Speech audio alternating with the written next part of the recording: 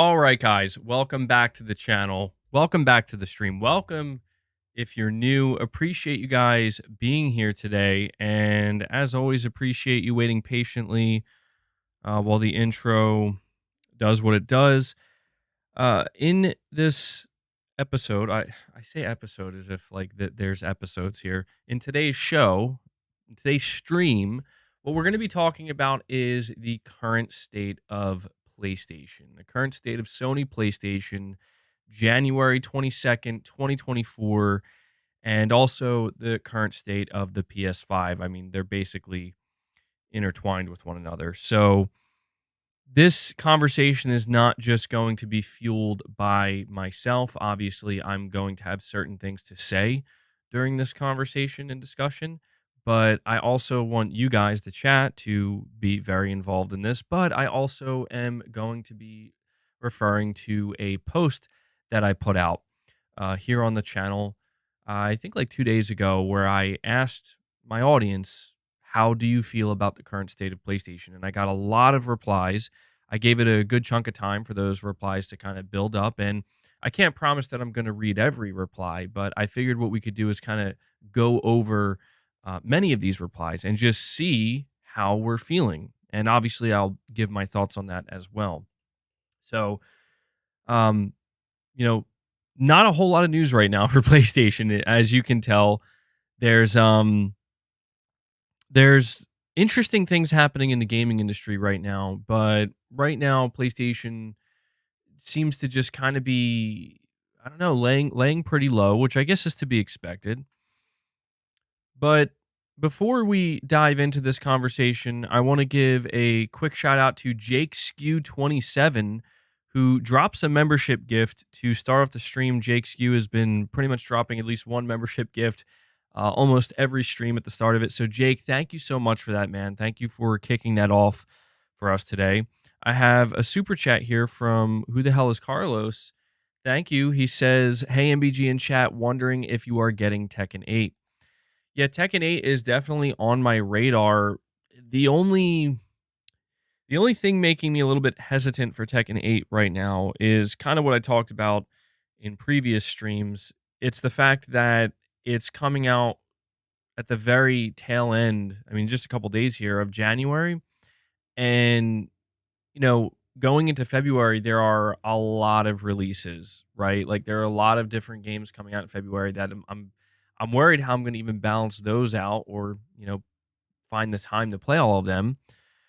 So the only thing that's making me hesitant with Tekken is I'm afraid I'm gonna buy it and it's like I'm gonna end up like not playing it, right?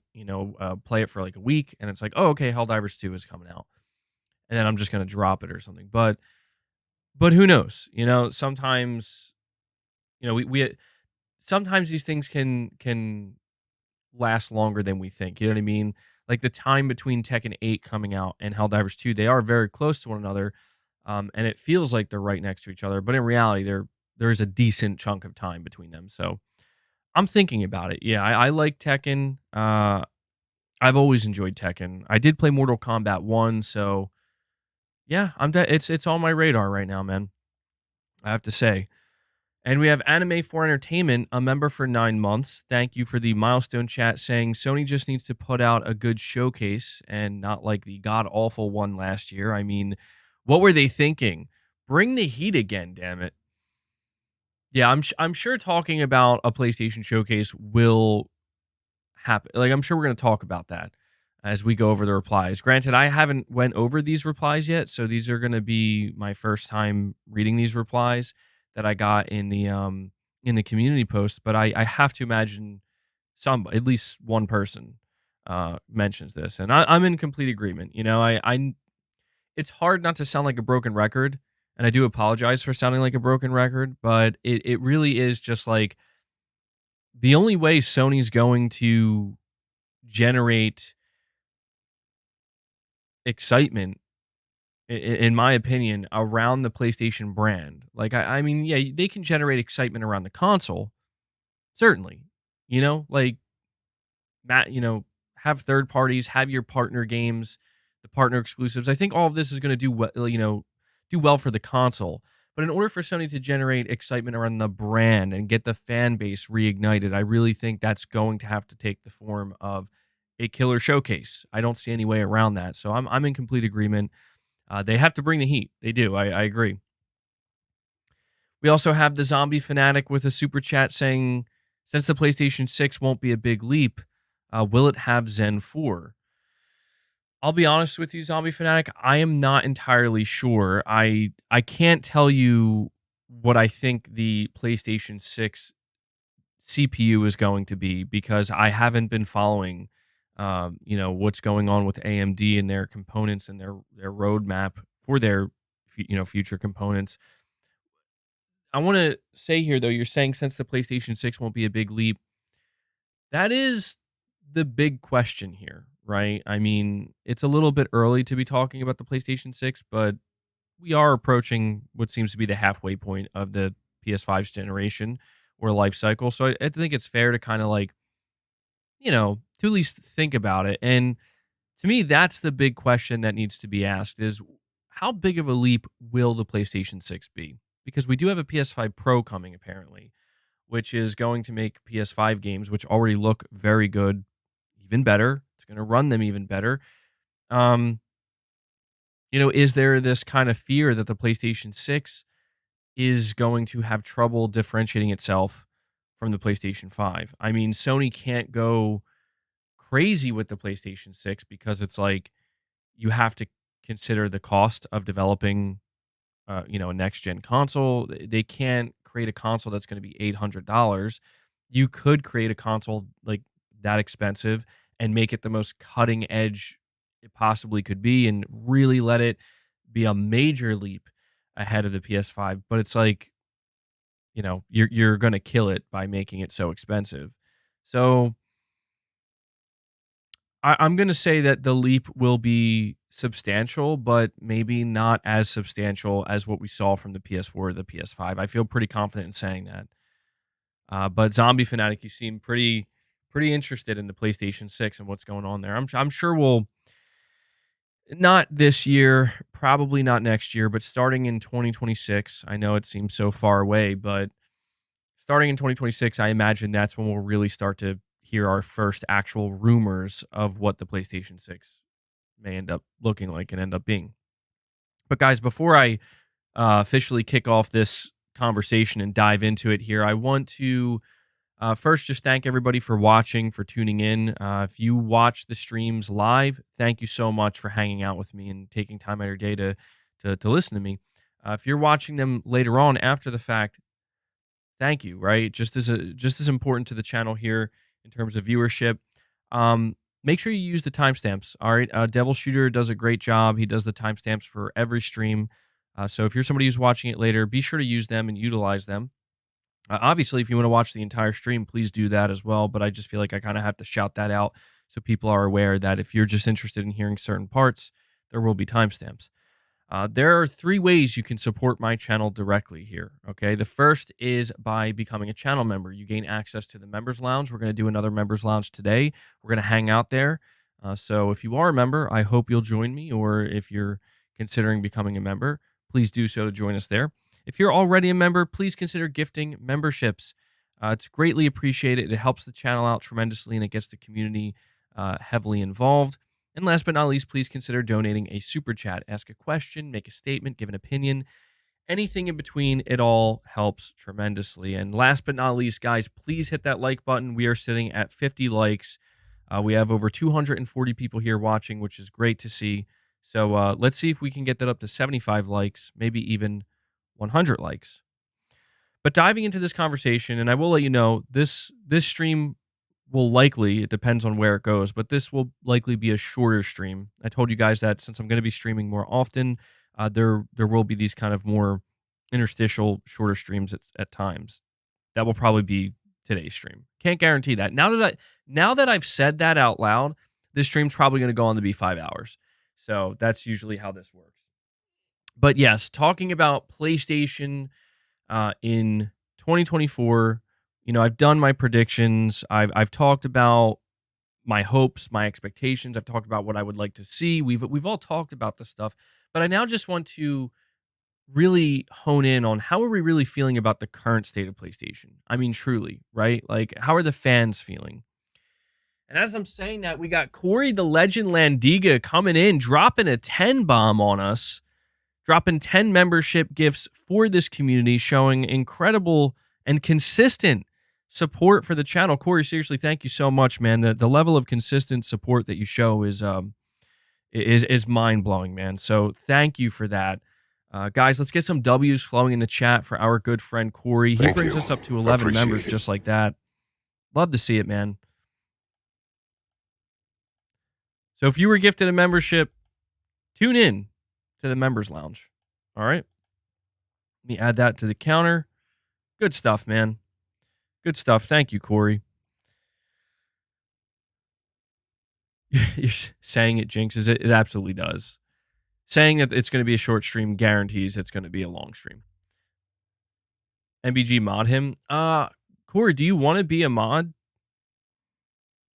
I think I've asked Corey before, and he said he's okay not being a mod. He just likes to, be a viewer, hang out with everybody, and show some support. But you let me know, Corey, if that's something you're interested in. You definitely Corey, if you ever decide you want to be a mod, you've certainly earned that. What does a mod do? Moderates the chat, basically.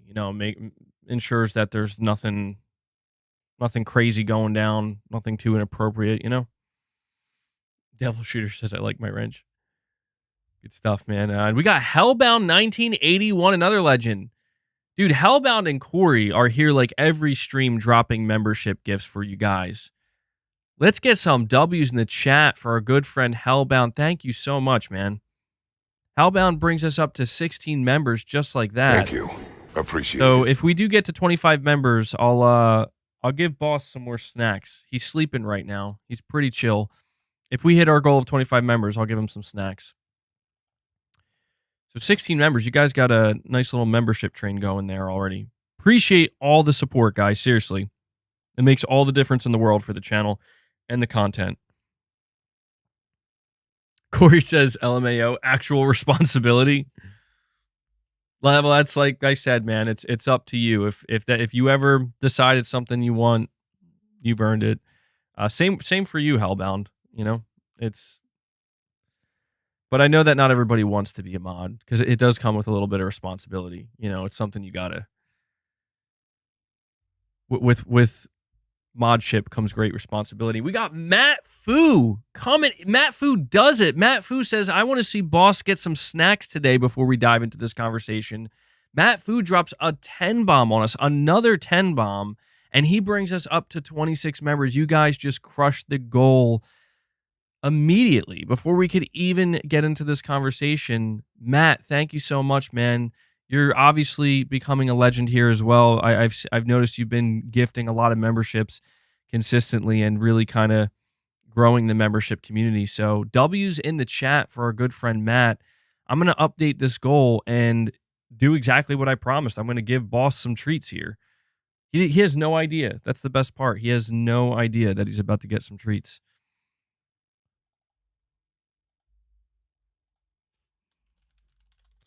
All right, let me update this here. And if you are new here, make sure you click Matt Fu or Hellbound's or Corey's icon so you can enable membership gifts so you can receive them. We have a very generous community here.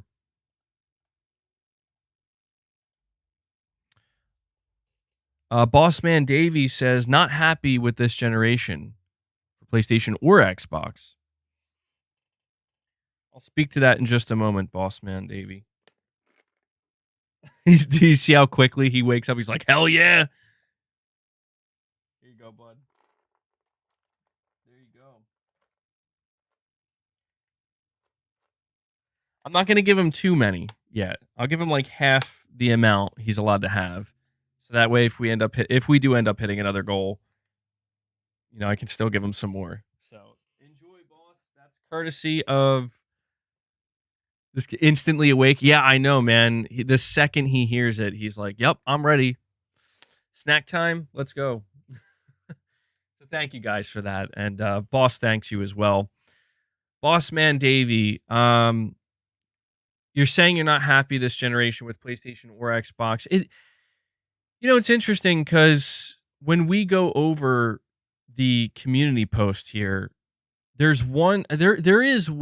I didn't read most of the replies, but there was one reply that caught my attention, and I read a part of it, and it kind of spoke to the PS4 generation and last gen, and how I've noticed that there are more people than I would have expected or would have anticipated by this point, you know, in the PlayStation 5 and the Xbox Series console generation. There's more people seemingly frustrated in general, feeling like that the generation is just pretty much a letdown or not anywhere near as exciting or strong as it could be or should be. And that's fascinating to me because it's like I don't know that I fully agree, but I can kind of see where people are coming from, because people are comparing this to not just past gens, but their overall expectations as well. We have Paul Ganell, a longtime member, paying it forward as well. Paul says he wants to get involved, and he drops a membership gift. Paul, thank you so much. He brings us up to 27 members. Really appreciate that, guys. Thank you for paying it forward and keeping that membership train going. Remember, every time you gift a membership or anytime you donate a super chat, you're funding the channel directly, and you're basically a sponsor of the channel. You're showing your support. So thank you for that, Paul. Boss is all like energized now. He's like, I'm ready. Yeah, Boss Man Davey, I can't speak to Xbox, because I just haven't engaged with Xbox this generation. I engaged with Xbox last gen, and it was very disappointing. I have to imagine, I'm just making an assumption here that most Xbox players right now feel better about the state of Xbox than they did 4 years into the Xbox One generation. That's my assumption, right? I don't know if I can say the same thing about PlayStation. I guess it's different, right? Something has happened with the overall conversation surrounding PlayStation. Not just the conversation, but the perception of the brand. Something has shifted, something has changed. And I think if I were to ask a PlayStation fan, like somebody who deeply engages with the brand and the console and the games, they'd probably just say, well, yeah, it's because they don't have any games right now, or like they haven't announced any games. Like, we don't know what Sony is going to do or what they have or what they don't have. We know what they don't have, we know that right now, but that's about it. There's just no, again, I know I sound like a broken record. Trust me, I know, but there really is truly no roadmap, and I think it's getting to a point where it's over. The fact that there's no roadmap for PlayStation is beginning to overshadow even the games that they have coming right now in front of us. And I think that really highlights a problem for Sony, at least what I consider to be a problem. From Sony's perspective, maybe they don't see it as a problem. They just see it as, well, you know, we have a plan, we have a strategy, and this is how we're doing it, and things are actually fine, right? And that very well could be how they're viewing it right now. You think it's a marketing problem? Josh, thank you so much for the super chat, buddy. You're saying, I feel like you get sucked into the narratives going on in social media rather than the reality. After that direct, I can say PlayStation has a better 2024 lineup. Well, Josh, I won't deny that I absolutely do get too sucked into these narratives. And I think what makes it difficult for me to avoid these narratives is that and you say here, even with the absence of first party. Well, Josh, thank you for the super chats. Even when I try to avoid social media, I do notice that these narratives, if that's what you want to, if that's what we'll call them here, opinions, right? Like, I feel like narratives are just another way of saying different opinions. They do end up making their way here on the channel. And what sometimes becomes difficult for me is to gauge like where it's coming, like who is saying this, you know what I mean? Because there are like genuine PlayStation fans, like, and I can tell because they've been around for a little while, or I recognize them, or um I've read chats from them, I've read past comments from them, like people who are genuine PlayStation fans that care about PlayStation, um, that express frustration or dismay, but not to like an extreme degree. Some do to an extreme degree. Others, though, are expressing like what you're saying right now, which is that you feel that PlayStation has a better lineup for 2024. And here's the reality of it, Josh. No one can tell you or me or anybody else who has the better lineup because it is truly subjective.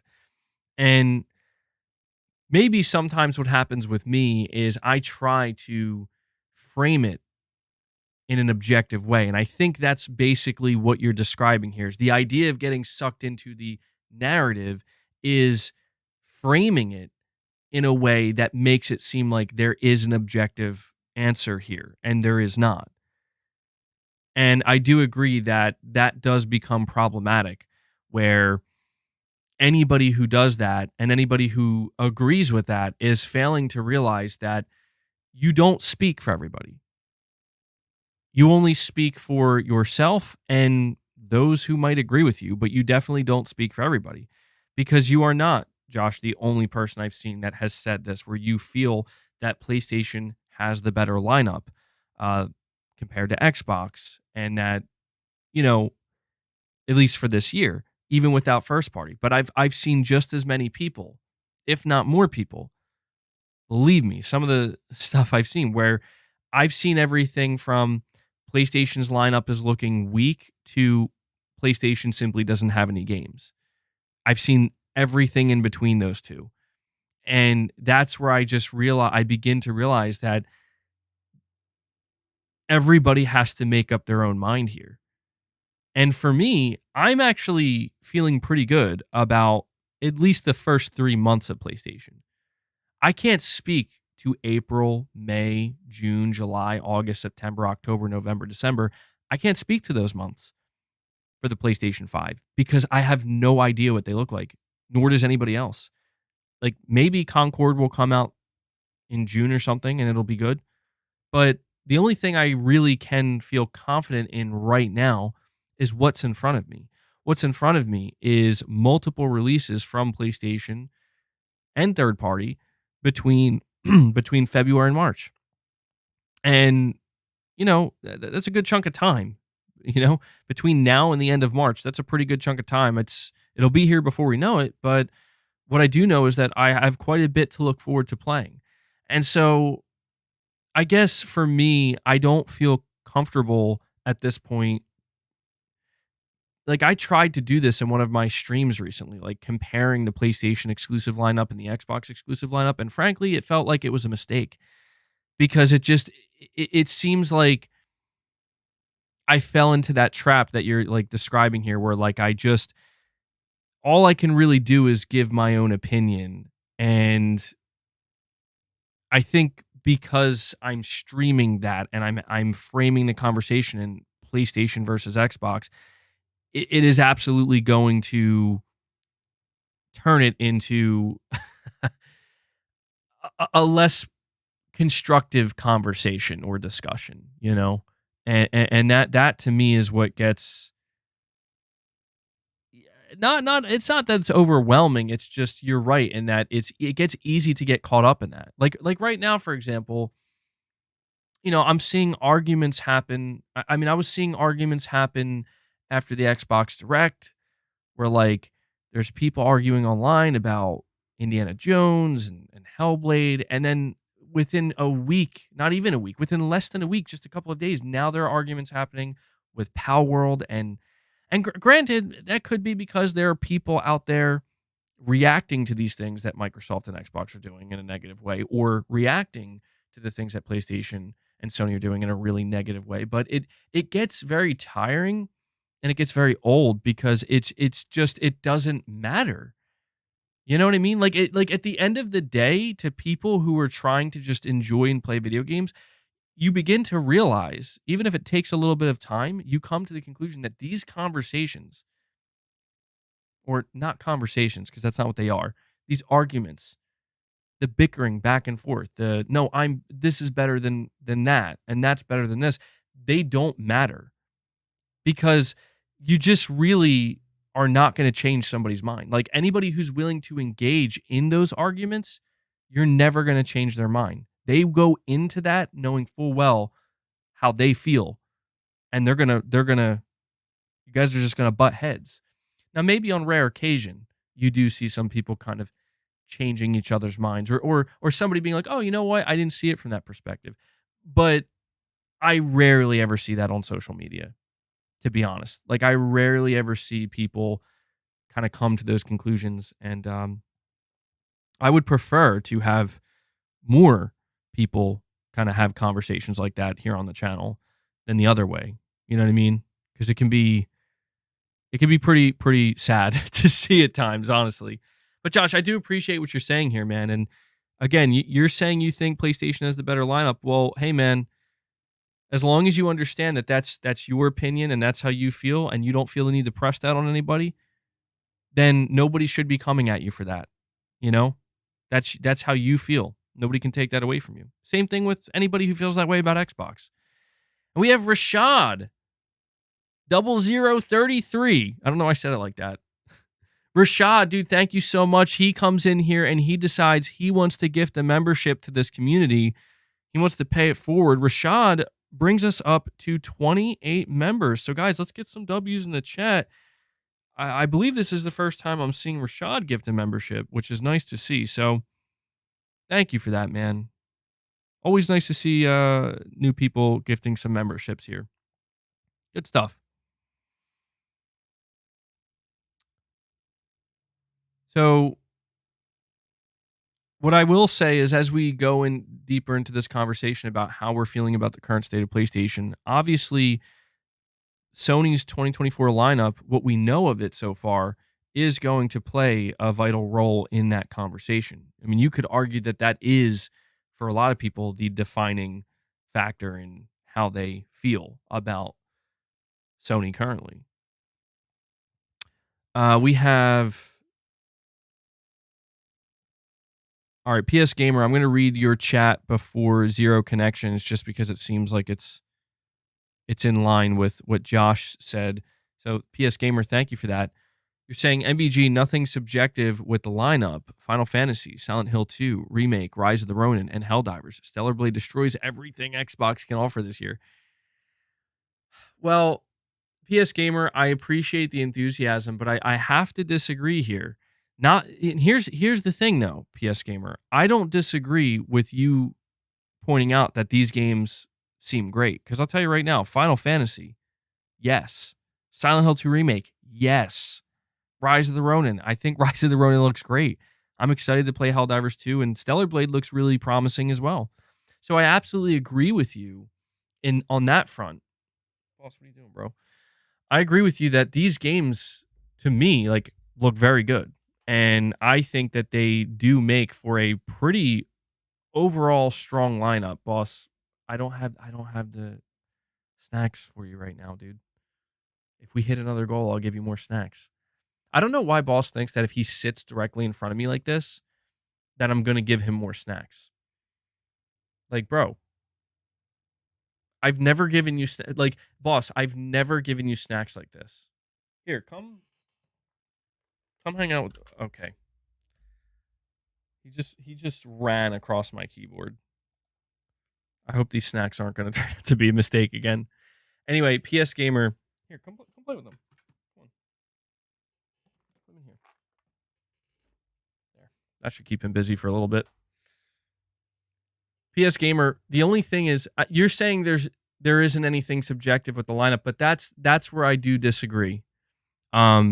Respectfully, of course. I disagree because I feel like, and it's not even like a feeling, I've encountered people, because I've kind of talked like that as well, where I'm like, dude, how could you see PlayStation's lineup as not good when they have this many different exclusive games? even if they're timed or second or third party. Boss, you can't come over here. Okay, boss, you're gonna ruin this conversation, aren't you? Come on, come down here. Come on. Don't act like don't you see the way he's acting? He's acting like I'm torturing him. Like, dude, I'm just putting you on my lap, where you like to go all the time. I apologize, PS Gamer. I apologize on behalf of Boss just being completely rude and interrupting my response to your super chat multiple times. All right, let me try this again. PS Gamer, I've encountered people who have straight up like got combative with me, seemingly like argumentative, not only on YouTube, but also especially on Twitter, where I would take that stance of like, no, this is a great lineup, I think. Like these are a lot of great games, and I can't see how, like, basically I would take a defensive position. Okay? That's what I'm trying to describe here. I would take a defensive position where it's like anybody who's talking trash on PlayStation. I didn't say it in this way, but anybody who's talking trash on PlayStation's lineup, I list the games and say, that's like, you're just wrong. Like, that's an awesome lineup. And what surprised me is the amount of people that I came across that would say, like, but I'm not interested in those games. Like, none of those games appeal to me. Now, obviously, it's a little bit surprising to me where it's like, well, there's a lot of different games there and a lot of different genres. I mean, I don't want to say that there's necessarily something for everyone, but it's a pretty diverse lineup. And so, when I see people that are basically like, yeah, I'm not interested in any of that, I try not to assume that they're just fanboys or that they're just Xbox fanboys saying that. I try to give at least some people I encounter the benefit of the doubt, and that, okay, well, maybe I am the outlier here. Josh or PS Gamer, maybe me and you and some of us here, maybe we are the outliers in that I think the lineup looks great, in that I'm very excited for many of these games. That doesn't mean I don't want to see more from Sony. I absolutely do. Like, we need to see more from Sony.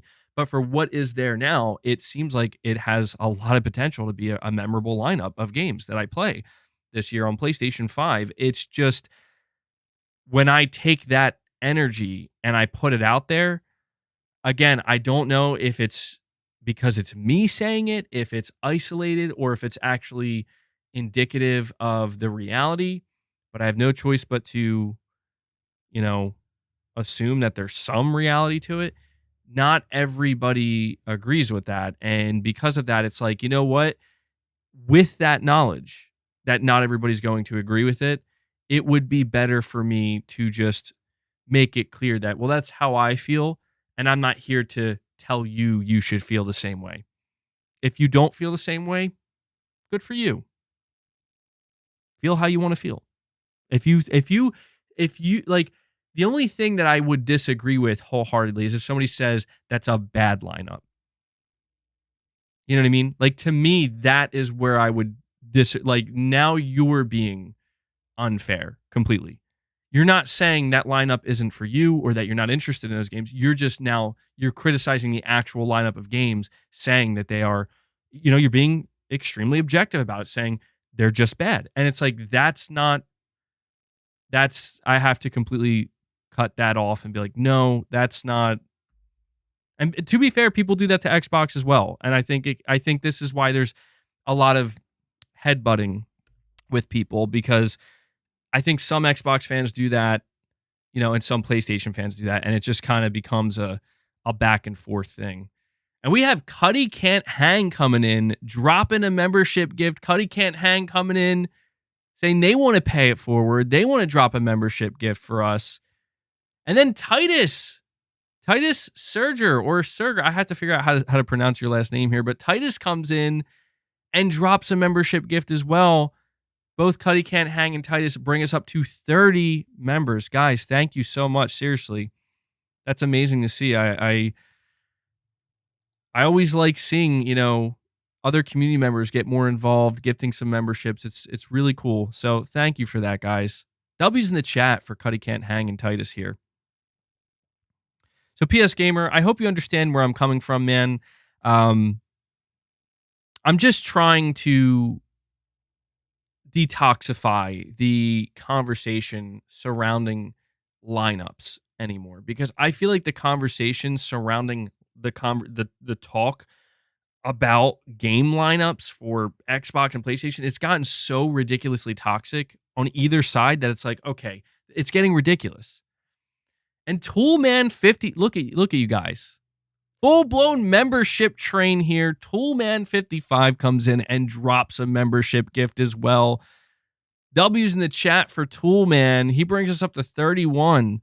So you guys are keeping this membership train rolling.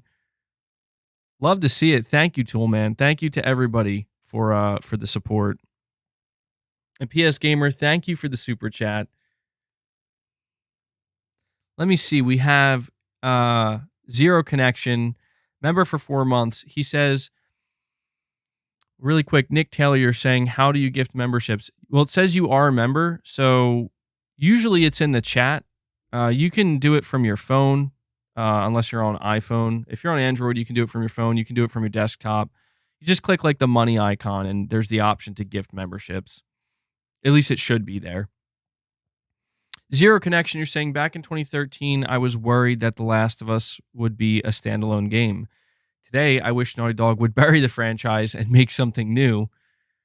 That's fascinating. Yeah, I mean, Zero Connection, I don't know if you were here yesterday, but I had a whole 3-hour and 45-minute stream yesterday dedicated to talking about The Last of Us as a franchise, talking about The Last of Us Part 2. But that is really interesting. You know, you're saying that back when the game first came out, you're like, man, I hope this turns into the next big Naughty Dog franchise. Flash forward to where we are now, pretty much like a decade later, and you're like, man, I really wish Naughty Dog would just make something new. Well, the good news for you, Zero Connection, is I'm pretty sure Naughty Dog is making something new. So you'll have to let me know. If Naughty Dog reveals a new game, you have to let me know your thoughts on it, Zero Connection. And we have Cuddy Can't Hang here, member for 8 months, saying, what are your thoughts on No Return? I can't stop playing it. Beyond addicting, just so satisfying. Well, I'll tell you, Cuddy Can't Hang, before I answer that, I talk extensively about the No Return mode in yesterday's stream, and I also have a dedicated stream that I did on, I believe it was Friday, where I actually streamed myself playing the No Return mode for the first time. But my thoughts on it, to keep it simple and concise, I think it's amazing. The No Return mode does a phenomenal job in highlighting how good the gameplay of The Last of Us is. And I think that The Last of Us is such a story-driven game, such a narrative, character-driven game, that I think, unfortunately, at times, people kind of overlook how good the combat is or the actual gameplay. And I think sometimes the conversation around the gameplay takes a little bit of a backseat. But, you know, it's understandable with how, again, narrative heavy the game is. But that's what I really enjoy about the No Return mode, is it does a great job at just showing you, here's the gameplay, right? Whether it's stealth, whether it's, I mean, yesterday I did stream a little bit of gameplay in the members lounge. I had this part of I was doing a No Return run. I was playing as Joel, and I took so much damage. I had like a sliver of health left, and if I had taken any more hits, I would die, and that would end my run. And I literally had to just crawl on the ground, and basically I had to go solid snake mode. I was just crawling on the ground as Joel with a revolver, and I had to just allow the enemies to kind of funnel in and find me, and I had to just take, hopefully, what were accurate shots at each enemy running at me and attacking me. And I survived that way. I couldn't believe I made it and survived. But I was like, dude, this moments like that, just it reveals how satisfying this gameplay is and how there really isn't much out there. And that, to me, is the thing to highlight about the Last of Us gameplay. There's not a whole lot out there, nothing I can really think of off the top of my mind, that plays similarly. You know, that really kind of has that weight to it and that heft and the physics, but also, you know, just the intensity of it. So hopefully that answers your question. I swear, man, as I'm playing more of the no return mode, it's feeling more and more like Metal Gear. I know that sounds insane, but it is. Like the amount of times I'm like finding myself like crawling past enemies and trying to sneak up on them and choke them out. I'm like, is The Last of Us like is it more like Metal Gear than I ever thought? I think the answer might be yes, based on the gameplay. The answer might be yes. We have Jeff B Gaming, a member for 9 months.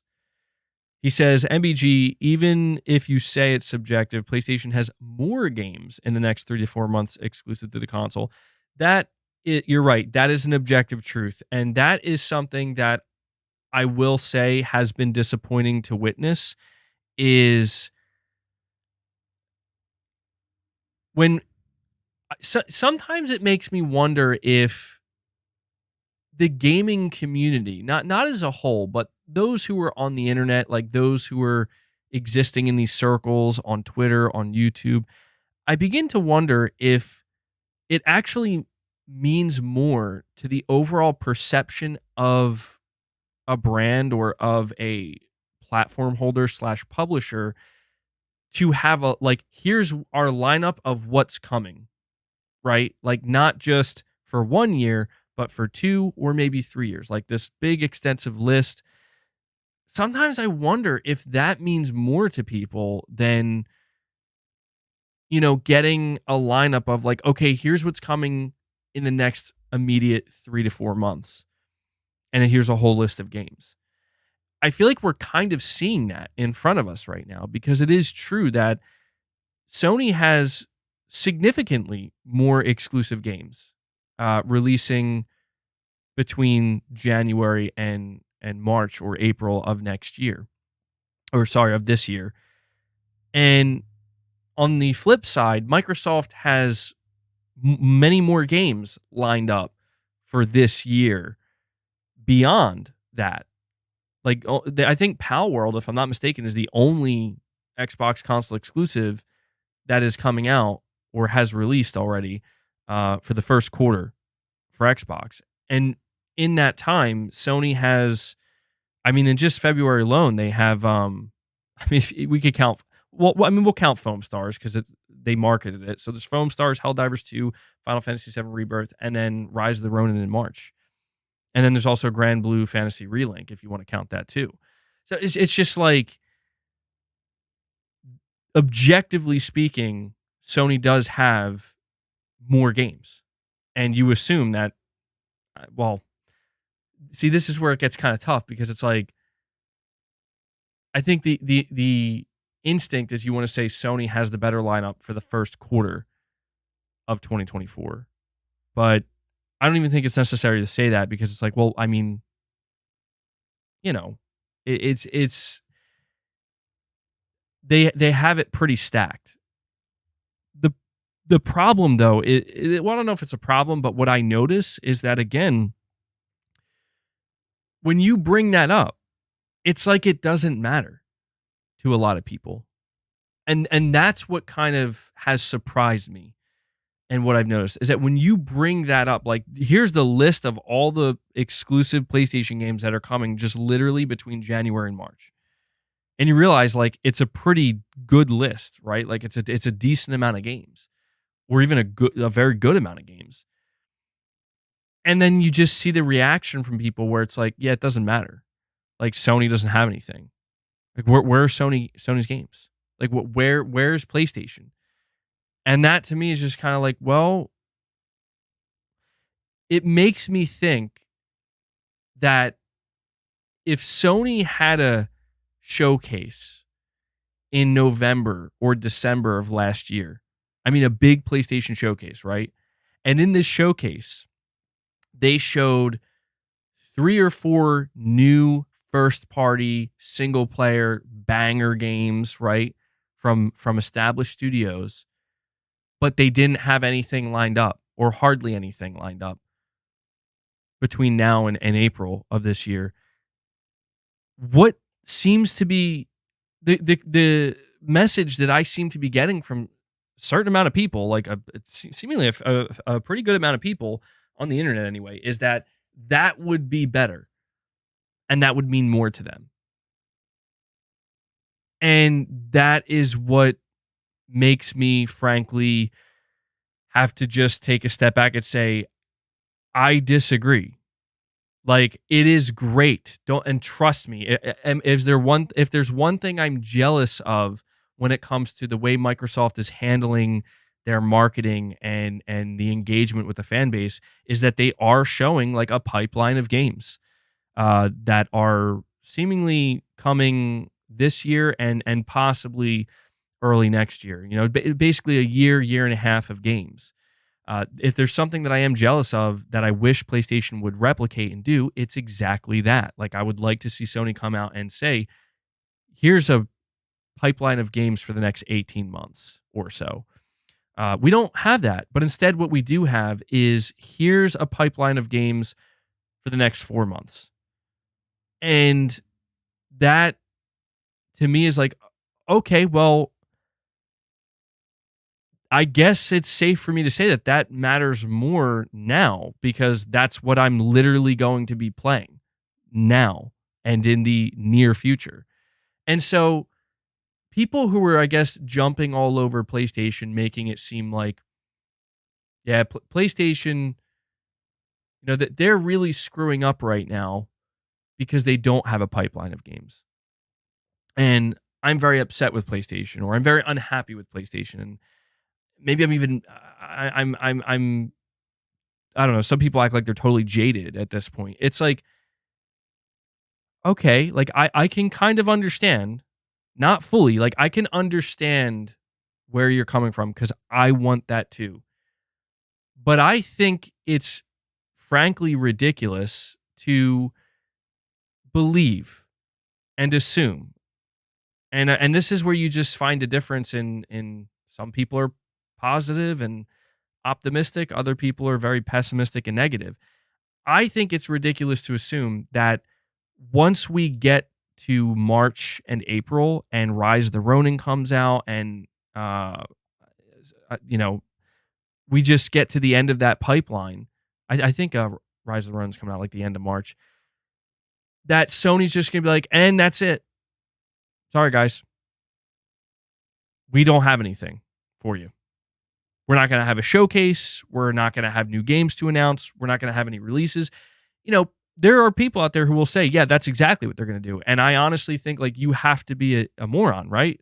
Or a troll. Like, it's because it's one or the other. Because it's like, what gives anybody that, you know what I'm saying? Like, what has happened with PlayStation this generation to make you come to that conclusion?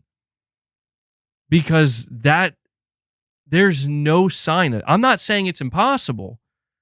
To be clear, I'm not saying it's impossible.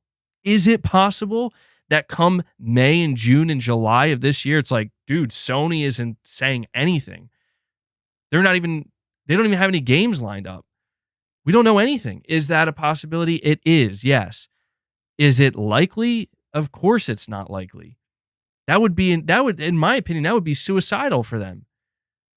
You know, it's like, sorry guys, we want to sell you a console, but we don't have any shows. We don't have any games. We don't have any announcements. Our bad.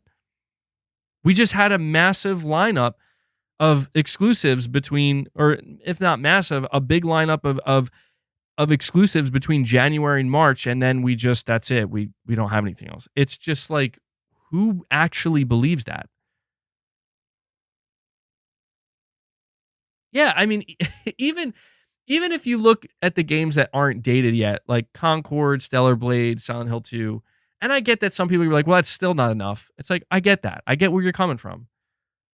But it's insane to me that people are out here behaving and truly taking that position where it's like, no, dude. And that's the way that, like, no, dude, that's the way it is. Like, oh, thanks. You know what? You're totally right. Thanks for informing me. You're right. You're right. Sony has nothing. It's over. It's over, dude. Like, I'm telling you, this is the way people are talking, at least people that I encounter on the internet. And it's just like, well, I don't know what to tell you, because that's not how I feel. That's not how, like, actual PlayStation fans feel. I'm not going to tell you how every PlayStation fan feels, but a lot of PlayStation fans feel that, oh, wow, okay, I'm looking forward to at least one or a couple of these games. And then the assumption, and it is in my opinion, a warranted and also relatively safe assumption, is that, and then Sony's going to tell us more. Because it would be, again, insane if Sony didn't speak up and communicate with the fan base and the people who bought PS5s. It would be literally insane because it makes no sense and it would hurt them. To be clear, it would hurt Sony if they were just like, yeah, we're not going to do anything. It's so strange to me that I have spent years watching a certain group of people say, well, wait till next year, next E3, next showcase. And it happens one time with Sony, literally one time. And it's like, they suck, bro. What a joke. They don't know what it's over. It's just like, what? It's so bizarre to witness this. But then again, maybe it's not all that surprising when you consider that, this is just the landscape right now. Will it shift? It will. That's the thing. I have to imagine the people who are saying these things, like, they have to know this as well. Like, it's going to shift as it always does. These things never stay in one place for too long. Sometimes they can stay there for quite some time, but it never is to a point where it seems like it's permanent. And that's just the reality of it. Even, for example, like, even if you want to look at Microsoft, not to keep bringing Microsoft or Xbox into the conversation, but it serves as a good example in this case where it's like, there were people during, even just a couple years ago who were very convinced that, like, it's over for Xbox. Like, it's over.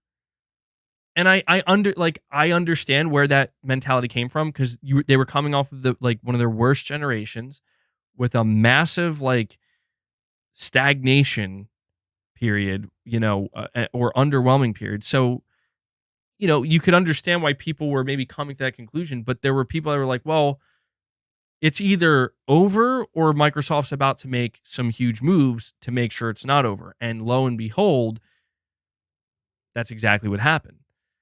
And this is where it's like, you would think people would kind of wake up and realize that, do you think Sony is just going to sit here and say, we shouldn't make games.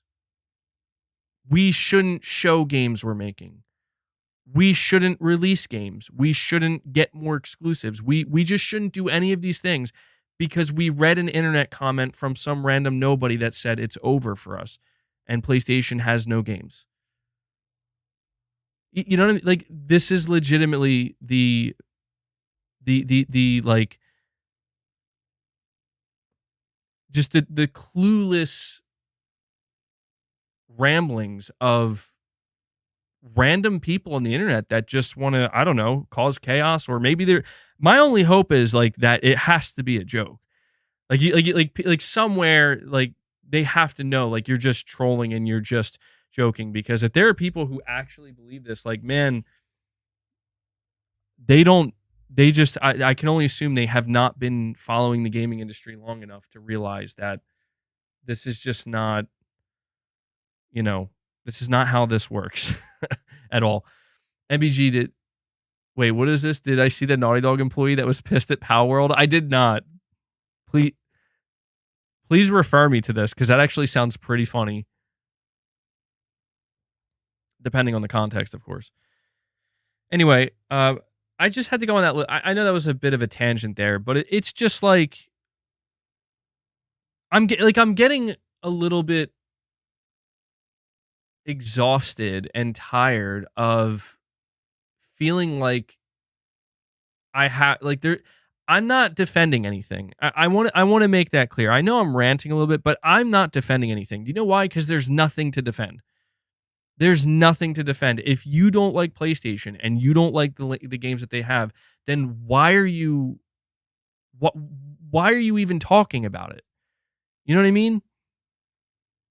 In the sense of, like, if you have no desire Like, I don't care about PlayStation's games. I don't care about Sony. I mean, wholeheartedly.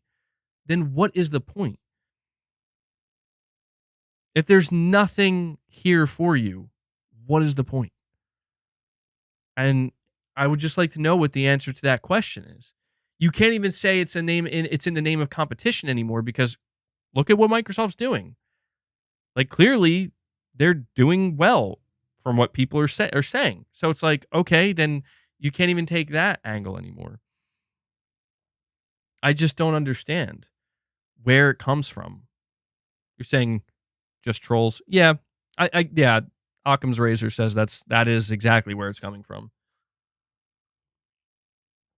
And I think that that's just where a little bit of my frustration lies, is in that, like, the problem with so many trolls is that they do, that's what they try to do. They try to poke, you know, provoke people and whatnot, and wrap people up in these arguments. And it's like there's no argument. There's no defending, there's nothing to be said except for, let's just put everything I said prior to this aside. The only real thing to be said is, hey, there are multiple platform holders, multiple video game publishers making video games. Look at what's out there and decide what's for you, and then go play it. That's all that needs to be. Like, honestly, I could end this stream now. I'm just kidding. I'm not gonna. We're gonna talk more about what people are saying in the community post, but that's really all it boils down to. Yeah, so I have to get to these super chats. So I apologize keeping you guys waiting. Chris Brown, you're saying it's subjective, MBG. I don't care about the upcoming games. Well, I appreciate you, making us aware of that, because exactly, like, Chris, you serve as an example of Sony could have 5 or more exclusive games. And it's just, that I do believe, because I've had moments like that myself, where there's like an exclusive lineup, whether it's for Sony or Microsoft, where I'm just like, I just don't think any of this is for me. I'm going to have to wait for the next wave or the next batch, and see what's on offer. So I get that. I think there are actually people who are being genuine and honest and saying, yeah, Final Fantasy's not for me, man, and not interested in Helldivers and Rise of the Ronin. I get it. I totally get it. I just think it's sad when there are other people out there that they take that and they make it seem like, well, that's everyone. It's like, but it's not at all. Like Final Fantasy VII Rebirth is probably going to do really well. And I say that I've seen, again, quite a few people say that they're not in the Final Fantasy. And I know exactly what that's like, because I was there not that long ago. So trust me, I get it.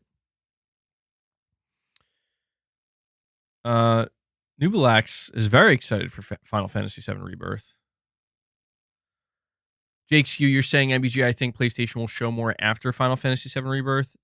Yeah, I could see that. I could see that happening. I'll tell you exactly what I said before, and that is, if we are in like July or August of this year, like June, July, I can't say June because that could be when Sony does a show, but if we're in like July and August of this year, and we're still like, it's like, when's Sony going to have a show? We are going to have problems, like real problems, where it's like something is really wrong. Really wrong. Rook, you're saying, bro, you spent years talking about Xbox, claiming you don't care about them, but now it's weird. To be clear, Rook, I have stated over and over again in the past that when I talk about Xbox, it's because I do care. Quite the opposite. It's only more recently that I've been making it clear that I think I'm beginning to care less and less, because I have been waiting, just like everybody else, for Microsoft to come out and do the thing. And they did. To be fair, they did. Like, Xbox bought publishers. They have games. They're putting on shows. They have games coming out. And I'm just beginning to realize that I just don't know that the things that Xbox is doing, I should have been waiting around for, because they're not speaking to me. Maybe Hellblade is. Maybe State of Decay 3 will, whenever we see that. Outside of that, I just don't care. Like now I don't care, right? Like it was always awkward for me when it's like we bought Bethesda and now Starfield is ours. And it's like, dude, I didn't care about Starfield prior to you buying them, and I don't care about Starfield after you buying them. It changes the conversation. But do you get what I'm saying? Where it's like the closest thing that I could say I've gotten to really feeling like, wow, this is what I wanted from Xbox is what we're seeing with Hellblade 2. Anything outside of that, I'm just like, well, it's not for me. And to be clear, Rook, because I know I get what I like. I don't want to discredit what you're saying entirely because I understand what you're saying. Like that's a fair point to an extent where it's like, dude, you have talked about Xbox a lot, and that's true. But to be clear, like I'm not like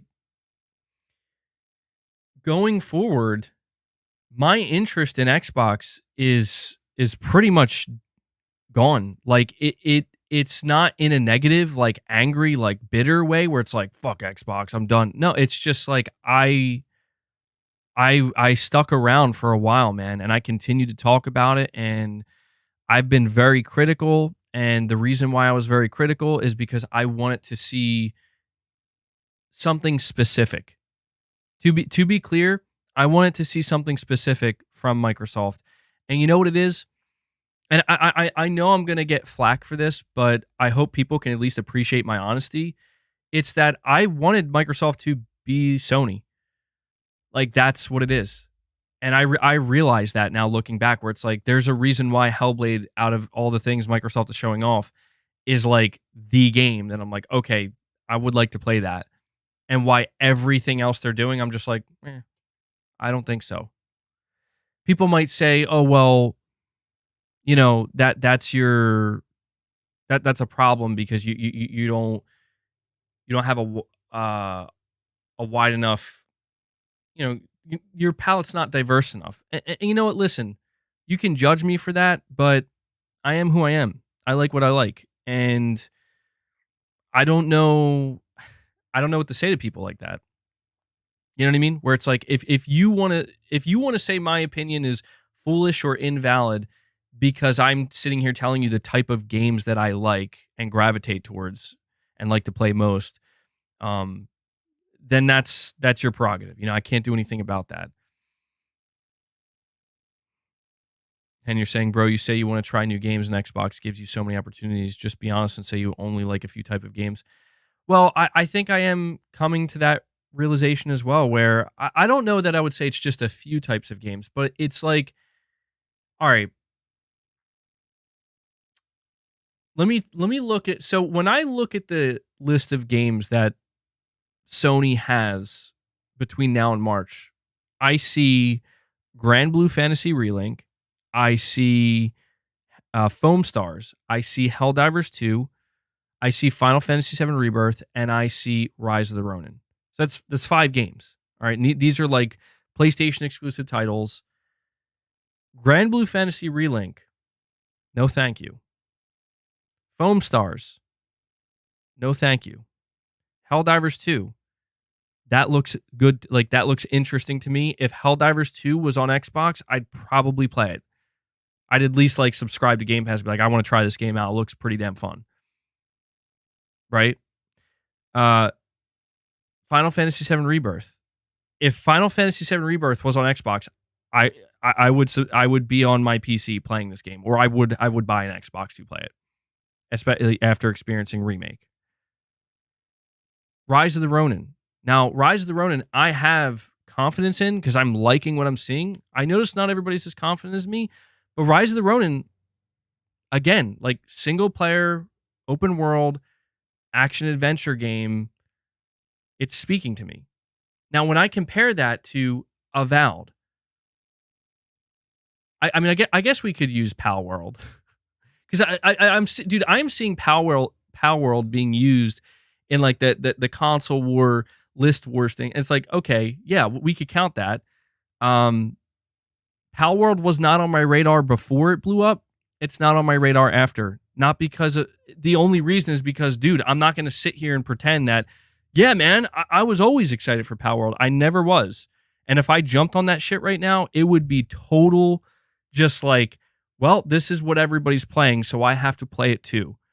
Maybe I'll try it eventually, but I'm not going to sit here and pretend that I've ever been into Pokemon. You see what I'm saying? Like, I'm not going to sit here and pretend that I've ever been into Pokemon as an adult. No offense. I don't say that to offend anybody. I'm just saying I haven't been. I'm not going to sit here and pretend that because this is a different take on it where it has guns that suddenly I now want to play Pokemon with guns. I don't. But maybe one day I'll try it and I'll be like, wow, I didn't know I needed this in my life. It could happen. So we could throw Power World on there. Avowed. I'm not interested in Avowed. If Sony was making Avowed, it would be right there with Foam Stars and Grand Blue Fantasy Relink for me. To be clear, because I know people are going to try to take this out of context, they are not similar games. I'm saying for me, it would be in that list of games that I think I'm good. It's not for me. It's not speaking to me. It's not my type of game. That's no offense to Avowed. I have no problems with Avowed. I'm just saying it's not for me. Hellblade 2, absolutely. If Hellblade, I've said it before, Hellblade 2 literally looks like a game that maybe would come from Sony. Of course, we're finding out it's a little bit shorter, but I still want to play it. Like, that is a game I'm going to play because that game speaks to me. So there you go. Xbox puts out a game that I want to play that speaks directly to me. I'm going to play it. Indiana Jones. Indiana Jones is, I gotta be honest, and like, I can't, it would be totally disingenuous of me to sit here and pretend that I've been an Indiana Jones fan. I don't have anything against Indiana Jones. I just have never really paid attention. So based off of what I saw from that game, for me, it's kind of in that 50-50 space where it's like, it's not calling me to be like, oh my God, like I can't wait for this game and to play it day one. But it's in that space where it's like, it is looking pretty good. And yeah, Machine Games has a good reputation. They have a good track record. So it's like, it's got that kind of, obviously it's a cinematic game. It's Indiana Jones, but it's looking pretty good. So it's like that game I'm going to keep on my radar and maybe I'll play it, But this is just how things are for me and how I view games. And when I'm trying to figure out like, what do I want to play versus what I'm not interested in, or I know it's going to be unlikely that I give it a shot. Hopefully this explains it a little bit better. But yeah, Stalker 2 as well. I forgot about that. I think, didn't that get delayed? I thought that was going to be at the yeah. So it's one of these things where I am going to try to talk a lot less about Xbox, mainly because, yeah, for some reason it just, I don't know. I was seeing what people were saying about my reaction to the, I did a live reaction to the developer direct, and I was looking at what the feedback I was getting, and god damn, dude, like it just makes me realize, like, yeah, I don't, if I'm gonna like watch these things, it like if I'm going to, I just got to do it on my own, and I just got to I'm just gonna keep it to myself because, like, I personally didn't think I said anything bad or like anything that warranted that. I even was talking about how much I want to play Hellblade and how I think it looks good. Like, I was getting comments from people where somebody was like, yeah, Hellblade isn't 1 hour long. And I'm just like, what the fuck are you talking about? Like, no one said that. No one said that. But people are getting to like arguments and shit where it's like, yeah, these are just brain dead fanboys. Like, no one said that. It's just not real. Like it's clear that the level of toxicity has reached, like, it's just reached levels that are so potent where it's like, you know what? I'm at a point where, dude, if I'm going to play Xbox at all, if I'm going to play any Xbox games, like, I'm just going to do it on my own. Because that's the way some of these people are acting, where it's like, I could literally come out here and make a dedicated video talking about how good I think Hellblade 2 looks, and they're gonna have something negative to say. Or if not something negative, they're gonna like try to twist it in a way that makes it seem like I'm being unfair towards it or what, you know what I mean? I think you guys know exactly what I'm talking about. It's just it's becoming ridiculous where it's like, to be clear, it's not Xbox. It's not Xbox Game Studios. It's the fan base. Like, dude, I don't know who these people are. And I get it. Maybe it's because I come from, like, originally I was, at Xbox, and then I came over to PlayStation, and I basically was like, wow, PlayStation's a lot fucking better than Xbox ever was. And I get that from that moment forward, like, it's just people are going to say, okay, well, don't talk about Xbox.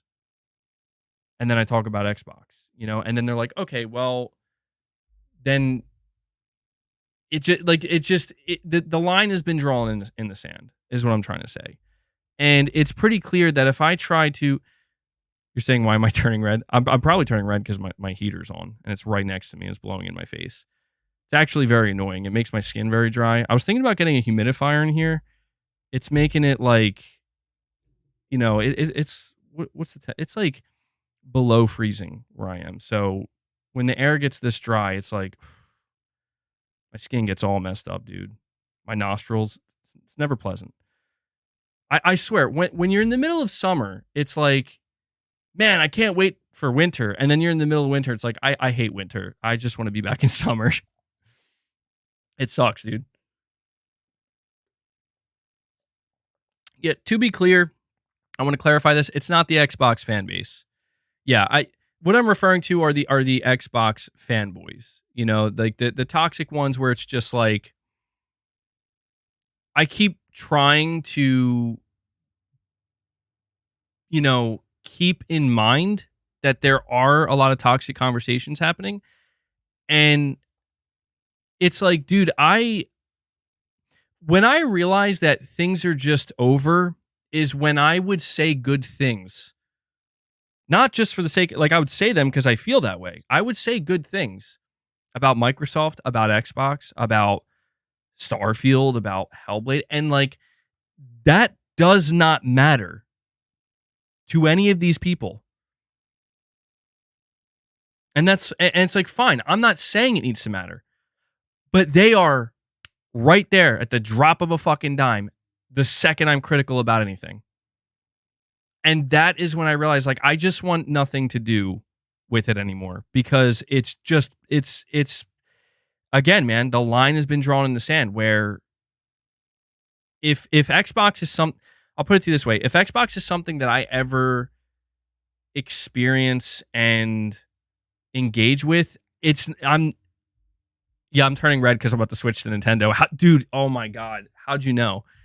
If it's something I ever engage with again on a deeper level, I'm not going to be presenting that on the channel. Like, I'm not going to be talking about it. It's just going to be for me. And that's it. And the reason being is because, dude, it's tough because I know this seems strange because it's like, well, you're talking about Xbox now, but that's my own choice. I've allowed what was, I don't know, I guess the conversation around PlayStation's lineup, I've allowed it to evolve into this, but dude, going forward, like I'm just done talking about or covering Xbox. Unless it's something that directly pertains to PlayStation, like for example, if Sea of Thieves does come to PlayStation, which I don't know, maybe it will, maybe it won't, but if it does and that's announced, like, yeah, I will cover that because it pertains directly to it. Anonymous Boss, I apologize, man. I'm gonna get to your super chat. Where are we at here? Yeah, I'm sorry to keep you guys waiting. This is what happens. I go on these tirades and I'll go on and on. Yeah, I'm gonna start talking exclusively about PC gaming. So I hope you guys are prepared for that. Devil Shooter's gonna throw a party.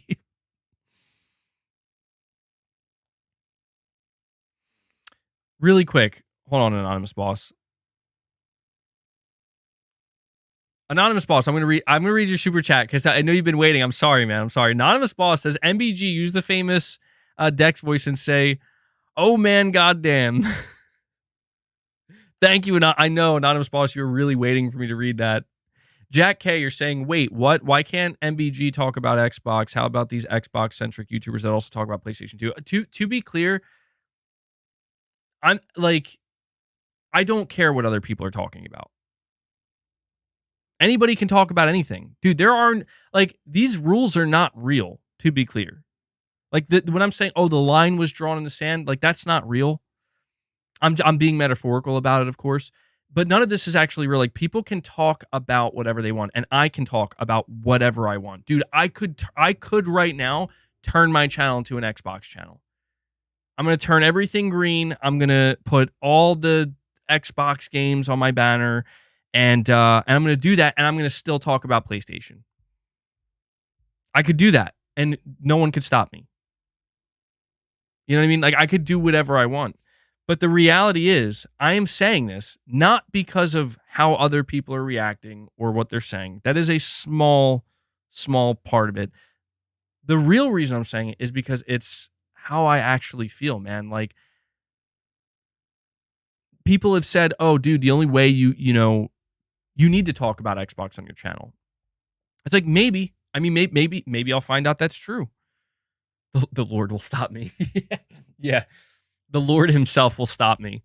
Maybe that's true. Maybe I do need to maybe I do need to go down this path, and I'll come to the realization that it turns out I have to talk about Xbox on my channel. But I'm pretty damn sure I don't. I'm pretty sure that I have chosen over and over again to talk about Xbox for, myriad of reasons. The biggest reason is because I've always said that I wanted competition from Microsoft. I wanted them to make better games, to get to a better place. And to be honest, it's exactly what I said earlier. The realization is that I was hoping that Microsoft would become more like Sony in the type of games that they would make. I wanted Microsoft to make more AAA. They don't have to all be the same. I know Sony gets kind of grilled for that, I understand that Sony gets kind of grilled for, oh, it's just the same narrative adventure, third person over shoulder. I'm not saying they all have to be like that, but just some similar games on a relatively frequent basis. I wanted to see Microsoft basically say, Sony is kicking our ass making these games, and this is how they're selling their consoles. Let's do that too, in our own way. And that's not what Microsoft did. That's not. And I'm not criticizing their choice. I'm not criticizing their games. I'm not saying I'm just saying that's not what they did. They went in a different direction. They went in the direction of consolidation and extreme variety, which is not, again, if you like that, good for you. I'm not criticizing that. Everybody has to decide. But they go in that direction. They focus on Game Pass. Their big game is something like Starfield, and I'm like, this just isn't. I didn't think this is how Xbox would make their comeback, but this is how they made their comeback, and I'm good. Like, this isn't what I want from them, and that's fine, because not everything has to be for me.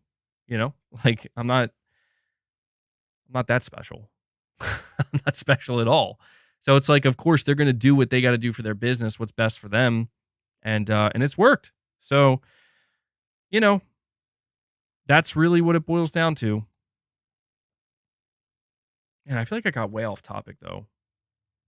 My bad, guys. That's my fault. I got so far off topic.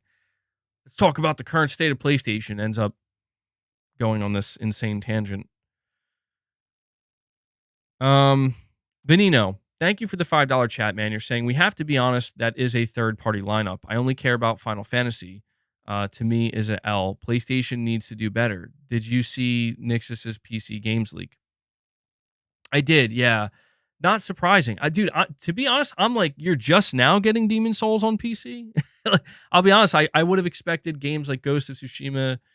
Well, Ghost of Tsushima, I guess it makes sense to save that for the sequel or closer to it, but I know that Demon Souls was on that list, and it's like, well, I really would have thought Sony would have got that on PC like closer to like Elden Ring's launch or around it because of the From Software hype. But um Gaming Survivor says we all know MBG is going to Nintendo in 2024. But here's my thing with this though. Here's my thing with this. You're saying we have to be honest, this is a third party lineup. Um But the thing is, these third party games are exclusive to the PS5 console. So when you say PlayStation needs to do better, what it my question, Venino, and I don't know, you don't have to super chat this. I'll try to see if I can see a response in the regular chat. But my question is, well, what when you say PlayStation needs to do better, what exactly do you mean by that?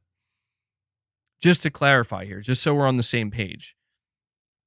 Because it's true, like these games are third or second party. But they're all exclusive to the PlayStation 5 console. And so it's like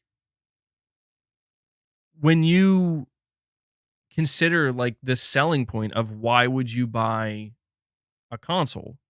Like why would you invest into PlayStation? These games are reasons why you would. Like just from a very simple standpoint, it's like, well, I want to play Final Fantasy. Okay, well, it's going to be exclusive to PS5. Sure, it might be 3 months and then it'll release on PC, but it's like still, for some people that might matter. But you talk about a game like, you're saying only for a year. Okay, well, Rise of the Ronin. I don't know that Rise of the Ronin is a system seller, but that's not a timed exclusive as far as I'm aware. Helldivers 2 isn't a timed exclusive. Final Fantasy might stay on PS5 for the long run. It depends. It is going to release on PC for sure. So I don't know if that's going to make its way to another console. Silent Hill 2 remake, that's going to be timed for 1 year, but still, like, are you saying that the difference is, or when you say Sony needs to do better, like it needs to be their own games? Like, is that what you're saying? Because I can agree with that. I would like to see Sony improve in that area soon, right? Like that's kind of what we're speaking to here in terms of the current state of PlayStation. One of the realities of the current state of PlayStation is their first party is like non-existent for now. It's not going to stay that way, but like I'm assuming that's what you mean. Let me see if you replied in the chat or not. I'm not seeing anything. Well, we have Nick Taylor. He says 8 months is crazy. Oh yeah, member for 8 months saying 8 months is crazy. I've been following you since before the PS5 dropped. And by the way, Xbox is dog nuts in Boss's world. I heard Boss say F Xbox in the back. Shh. People can't know that. People can't know that Boss is a secret. Man, his head's just straight up buried in that cushion there. They can't know he's a PlayStation fanboy, fan cat. I don't know. But I appreciate the support, Nick. We have Josh with a couple of super chats back to back. He says, it's not even necessarily the lineup. I've noticed there is a narrative that PlayStation's not doing well and there isn't anything on offer 3-1 in 2023. I get that we need a roadmap and hear from first party, but if they are literally paying, partnering, and publishing exclusive PS5 games, that should count. Always counted before, but all of a sudden it doesn't. Yeah, I get what you're saying. And, to be clear, I feel like I made a huge mistake even in this stream by entertaining there's always a competitive angle here. And I think that is what is leading to, honestly, any of the things that we've been talking about. It's because it's always the competitive angle. Well, like, okay, Xbox has this, and PlayStation has this. And it's like, listen, if there's something that has become clear to me, crystal clear, is that Sony and Microsoft,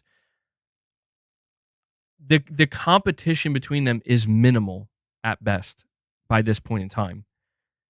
That's not because Xbox is winning. That's not because PlayStation is winning. It is because they have went down different paths. Sony is out here taking 6 to 7 years to develop like big, massive blockbuster exclusives while simultaneously trying to develop some live service games, while simultaneously heavily partnering with third parties for exclusive deals or second party deals. Microsoft isn't doing like any of that at all.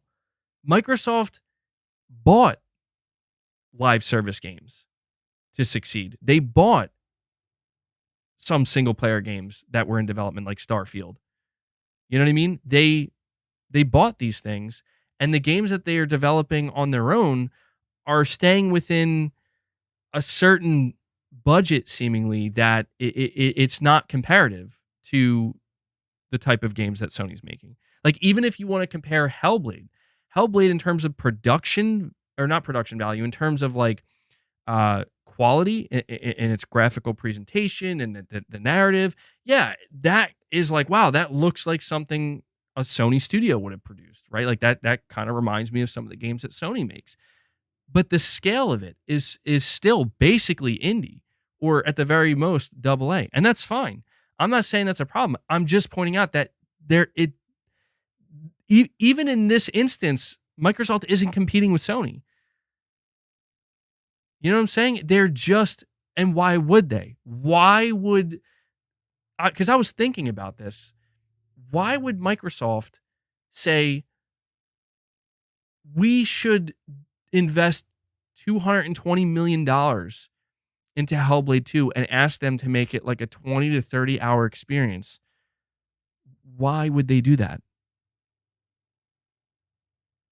I mean, I'm seriously, like, what would be the reason? There is no reason for them to do that. They're not trying to use it to sell a console. You know, they're not. They don't need to worry about Hellblade becoming a major monolith pillar franchise for them because they just bought Activision, Blizzard, and Bethesda. So they're covered there. There's no reason. And that is the difference, man, is like, they're putting it into Game Pass. It's a digital only release. And if you do want to buy it, it's going to be $50. I'm just using one game as an example, but even when you look at the other games that Microsoft has, right? Like Avowed and Indiana Jones, like they're just doing things differently. I mean, Indiana Jones, you could argue is maybe the closest thing to like the tradition, but even that's still going to drop into Game Pass, man. Like the model, the mentality behind it is night and day. And this is why when we talk about, this is why I honestly at this point believe there is no point in comparing lineups, because to be clear, like, Microsoft's goal is to release at minimum, 4 first-party games a year. Sony could not do that. Like, no chance. Not only because they don't have nearly as many studios, but because, dude, again, think about the types of games that Sony studios are making. They're not making 7-hour, like highly polished cinematic type games. They're making that type of game, but like 25 to 30 or 35-hour games. You know what I mean? It's different. It's just completely different. And I think by this point in time, it should be clear that even when we look at the lineup, sure, you could maybe criticize Sony and say, well, Sony needs to do better because the lineup that they're relying on right now is second and third party. Again, further highlights the difference. Like we can't even compare Sony's current lineup to Microsoft's because it almost doesn't make any sense. So Josh, I guess what I'm trying to say is you're saying all of a sudden it doesn't count. That's where people are I think are mistaken. It's not that it doesn't count. It's just they're not the fucking same. They're not.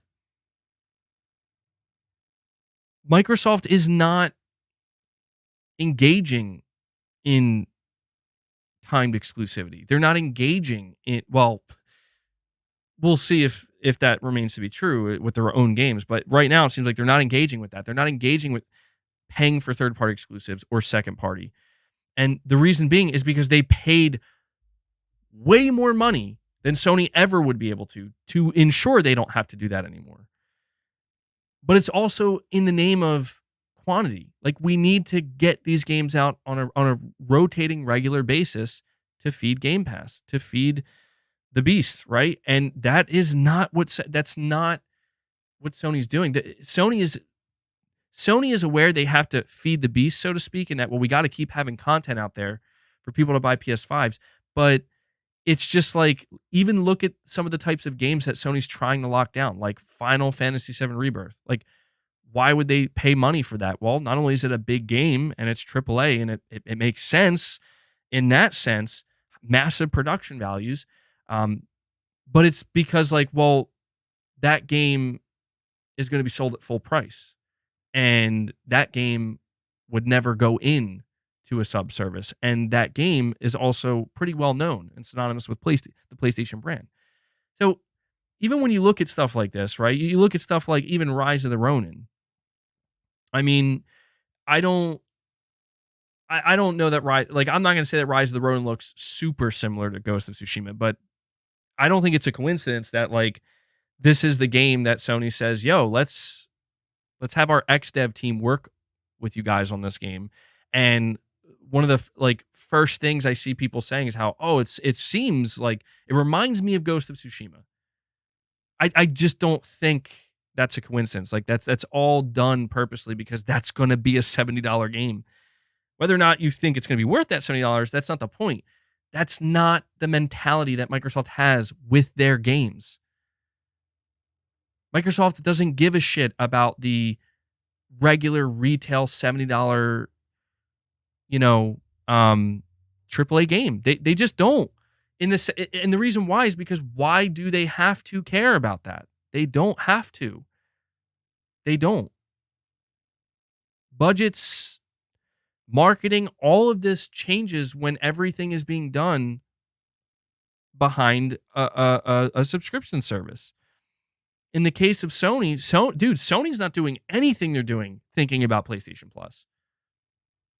Everything Sony's doing is, how do we get people to keep paying $500 for our console? How do we keep getting people to pay $70 for our games in the millions?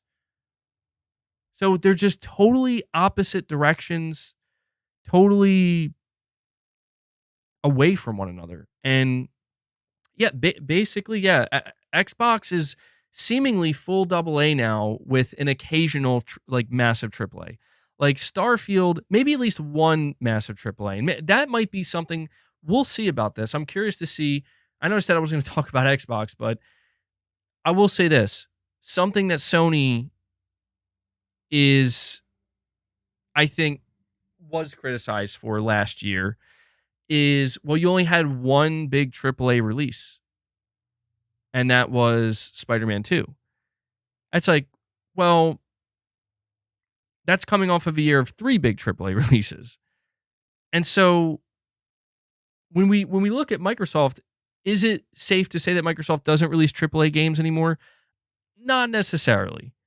I can't say that they don't release any AAA games because, again, Starfield was AAA, but Starfield was in development well before Microsoft acquired them. But Elder Scrolls 6 is still in development. That's going to be AAA. Hello, Leia. Jeez. Indiana Jones is going to be AAA. So it's not that these games cease to exist on the Xbox platform. It's just that they're not necessarily make or break for Microsoft, and that's that right there is the difference between Sony and Microsoft. Is if Microsoft has a AAA game that flops, doesn't matter. I mean, of course, that'll suck for them, and they'll be annoyed by that. But it's like, okay, well, what's next? We still have all these other games and all these other studios, and sure, they might not be AAA, but they don't need to be. You see what I'm saying? Like, they don't need to be. I'm just going so deep into this rant, or not rant, but this discussion, because Josh, I think the conclusion that we have to come to here is that there is no reason anymore to compare lineups, knowing that the way in which Sony and Microsoft are trying to court people is just vastly different, in that one is trying to give you the biggest and the best that you can only get here, right? Like we're the only ones that are making games as consistently uh like Horizon and God of War and Spider-Man, right? Like the biggest, but Sony's paying for that. Like that's the thing, is Microsoft paid for these studios and these publishers. Well, Sony is definitely paying for these big AAA games that they're developing. But that's not like, on the other hand, Microsoft is like, well, we got a little something for everybody, and we got all these different games and all these different studios. We got one AAA game here. We got three AA's over here. It's like, just subscribe to Game Pass, please.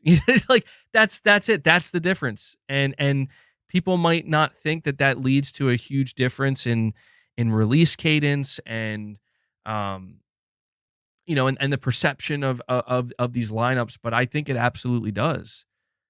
Like, here's what I'll say. If Sony a couple years, like let's just say 4 years ago, or like almost close to the beginning of the PS5 generation, if Sony decided, like if Jim Ryan was like, no, we have to do the Game Pass model. Like, this is the future. We have to compete with Microsoft with PlayStation Plus. So we're going to do what they do. You better believe, if that was Sony right now, I would absolutely anticipate, Sony, you got to have like a really good amount of games in development at all times, and letting me know that they're in development and that they're coming to PlayStation Plus. And I absolutely would expect almost all of these games, if not most of them, are going to be AA or single A, or just, lower budget, smaller titles. I would absolutely expect that. There's no chance, if Sony went in that direction, that I would be sitting here saying like, yeah, man, Sony Ben's next game and Sucker Punch, they're going to be huge, colossal $250 million games. I would not be expecting that. I would hope for it, but I don't think that that's what we'd get. So it's just a different business model. It's a different road that Sony is going down compared. You all right there, boss? You almost didn't make that. It's just a different road that they're going down. Each company, that is.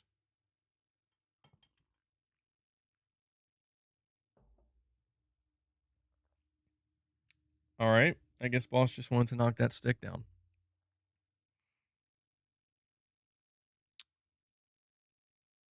So Josh, before I move on from your super chat, because I feel bad, because I feel like I'm going on these like long tangents, and I'm ranting and raving a little bit here, but I'm not actually giving you answers. So you didn't necessarily ask a question, but what I'll say in conclusion to your super chats is that I think Sony has proven by this point that they have a certain way that they're going to handle their platform and their console and how they deliver games.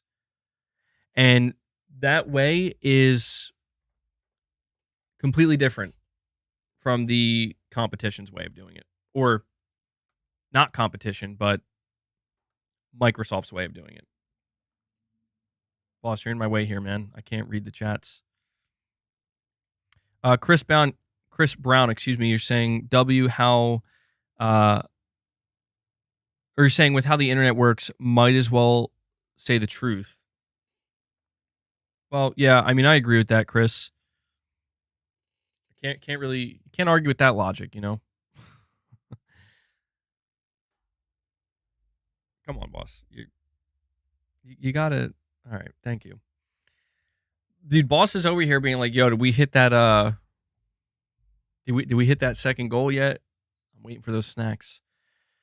King Sam with a super chat. He says, I like hearing your thoughts and opinions on gaming as a whole, and Xbox is a big part of the industry, and you shouldn't stop talking about Xbox just to avoid the toxicity that's going to be there anyway.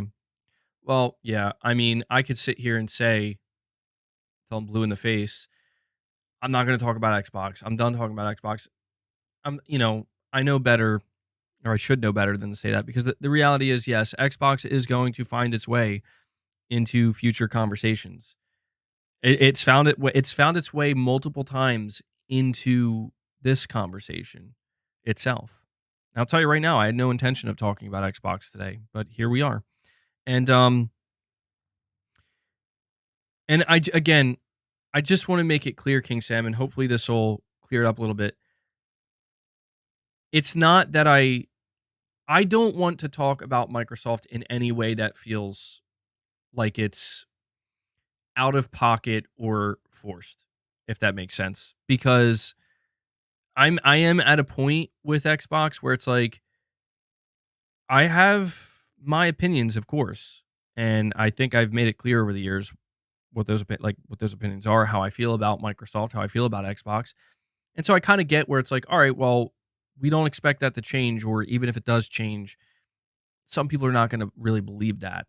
And I get that. I totally understand that. So when Xbox is brought up on the channel, it will be because whatever we're talking about, I think is just it's relevant enough to PlayStation that it has to be brought up. Like in the case just now, reading Josh's super chats, he's talking about basically what Josh was doing. I keep saying Josh, what he was doing is he was kind of referring to certain conversations that occur on the internet, not from me, but from other people, whether that be comment sections, Reddit threads, Twitter, whatever it might be, basically saying that it seems like people are completely downplaying uh, certain games that are coming to PlayStation 5 because they're not directly from Sony.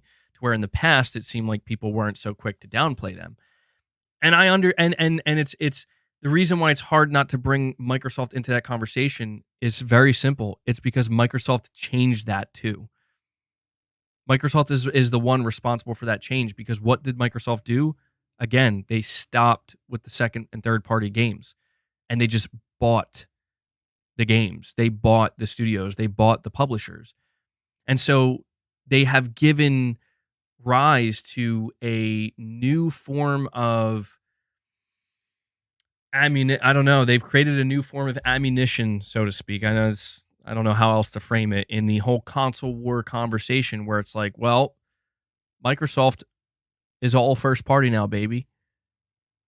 And it's like, yeah, can't argue it. I mean, at least 98% all first party. Hey, games like Avowed from Obsidian, games like Indiana Jones from Bethesda, yeah, it's first party.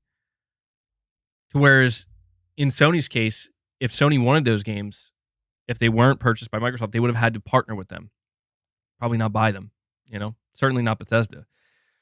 So again, it's just impossible not to bring that into the equation, because that is why. Like, that is, Josh, that is the answer. Not to go from King Sam's super chat back to Josh's, but that is the actual answer. It's because the entire landscape has changed, and that's because Microsoft forcefully changed it by making insane moves that no one could have predicted. And so because of that, the conversations, the perceptions, the back and forth arguments that people are going to make in these circles, in these spaces, have also drastically changed. It's just the way it goes, So hopefully that explains that a little bit more, King Sam. But I do appreciate that. I'm glad.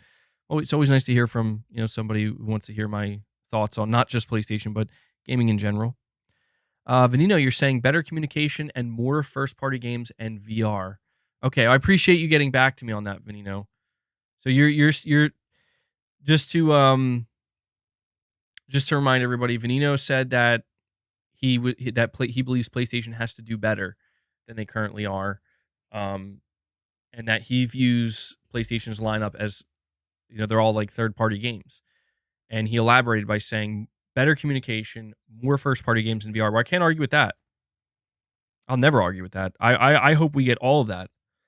Right now, I mean, Sony's still playing the same, you know, PR and marketing communication game that they've been playing since last year, which is very quiet, which is fine because it's like it's January and you just released The Last of Us Part 2 remastered, so I guess there isn't a huge need right now to go crazy, but I do anticipate, I do expect all those things to improve going further into this year with PlayStation. Absolutely. The out of the things you listed though, you're saying better communication, more first party, and VR. VR is the thing I'm most nervous about. Like VR is the thing that I I want to be hopeful that Sony will talk more about it and put more emphasis on it, but I'm not so sure. I'm not so sure. So thank you for that, Vanino. We have Buckeye Blood saying it's all about Pal World right now. Yeah, it's always fascinating to see these games that just, it's not that no one noticed them or recognized them, but games that certainly no one thought, oh, this is going to be the next big thing. You know what I mean? Um, I mean, we see it happen all the time, right? But this is just another one of those instances where it's like there were certainly people excited for this game and people who, Pal World was on their radar, but I don't. I'm telling you, man, I don't recall hearing anybody. Maybe there were some people saying this because I can't say that I was paying that much attention, but I just don't recall anybody really talking about this game until it came out. And it's just like as soon as it launched, it caught fire. Like it caught fire and it exploded. And the question I have for Pal World is the same question I have every time we see this happen, and that is, does it have the staying power?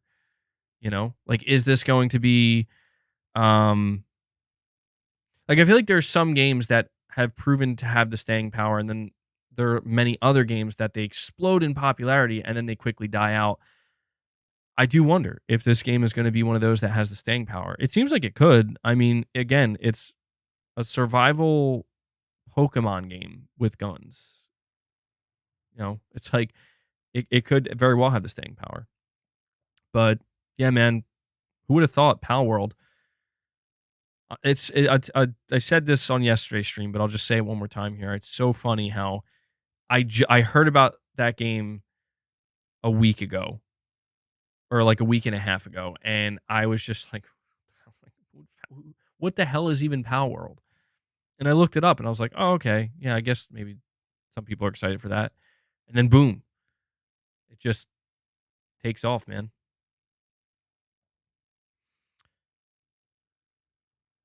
Saying they already made their money as long as they don't get sued. Yeah, everybody keeps saying that there's going to be some kind of lawsuit. I mean, maybe. I don't know. Apparently, Shuhei Yoshida's trying to get this game on PlayStation, but I think people are really wondering what's going on with Nintendo. Because if there was going to be some kind of lawsuit, it would likely come from Nintendo. But I don't know. Maybe nothing will come of it.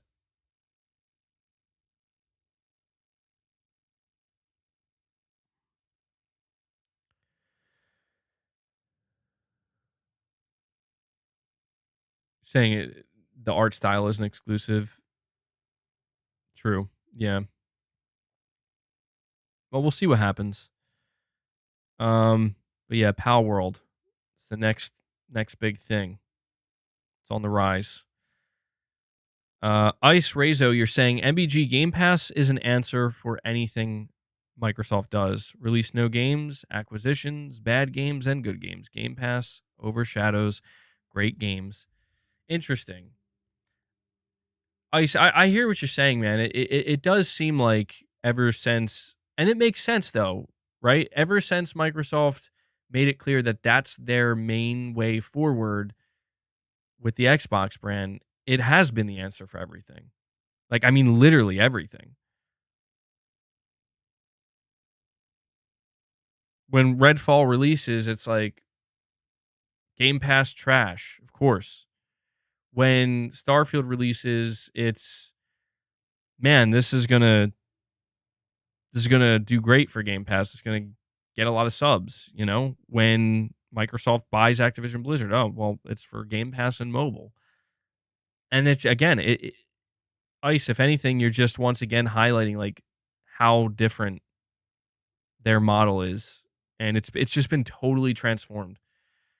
The reality is, Microsoft is so far beyond so far past, I should say, the traditional retail, like from developer to uh player through traditional purchase. They're just so past that. They've legitimately conditioned portions of their audience to not buy games, and there's no going back from that. And I'm not saying so.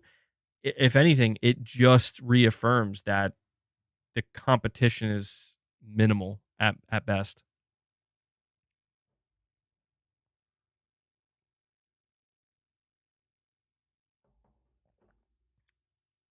So I appreciate that super chat. We also have Jakey Stee.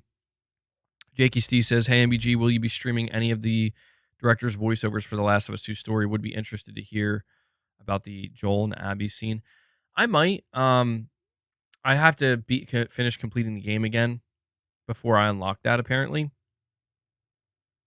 I tried, dude. I tried to transfer my save and it didn't work. I don't know why it didn't work, but it didn't. And so it's fine because I was planning on replaying the game anyway. So once I replay it and I beat it, I'll unlock that. And yeah, maybe I'll react to that. Maybe I'll do it like a members lounge or something. Because I would be interested to hear the commentary over some of these scenes. It's also different. Like I don't recall ever getting a feature like that for gameplay cutscene or a video game cutscene or video game cutscenes. Paul, you're saying Sony's in trouble, MBG. They put themselves in a corner when it comes to their games, and eventually they cannot maintain it. It's not just Sony, dude. That's the thing. Like, it's not that Sony put themselves in a corner. It's that they did what made the most sense. And that's the thing is any direction a company chooses to go in, there's always potential pitfalls. There's always a potential downside. It's easy to say Microsoft isn't in the same spot, but that's because they were. Dude, Microsoft was in a 10 times worse spot with their games. That's why they made Game Pass, but they knew it would take a lot of money. I see Michael Werneth is saying, who wants memberships? Uh-oh. Michael Werneth coming in, getting ready to drop some memberships, it seems. Shems is like, me, even though he has a membership. Shems is like, I want that membership. Let me see. So I don't think that Sony's in a corner. I just think that it's how these things go sometimes, man. They doubled down on a model that worked for them, or even tripled down on it, and it's still working for them, but it's showing signs of, okay, it's not perfect. See, that's the whole thing. It turns out that there's no perfect model or solution, everything. And holy shit, Michael Werneth, he did it. Dude, I did not expect that, Michael. Oh my God. Michael, I thought when you were saying who wants memberships, I thought you were talking like 10 or something like that. He comes in and he drops a 50 bomb.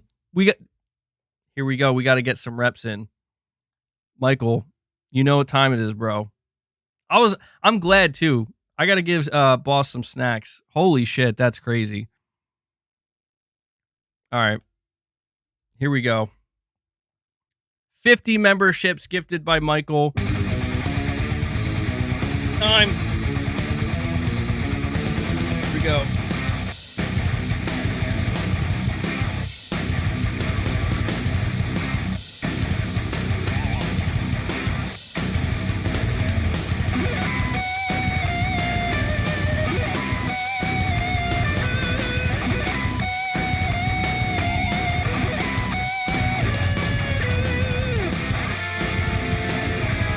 Trying to keep good form.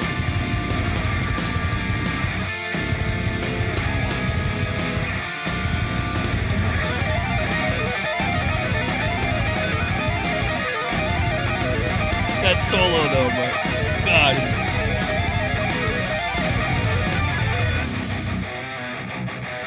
We gotta keep going. We gotta keep going. Let's go.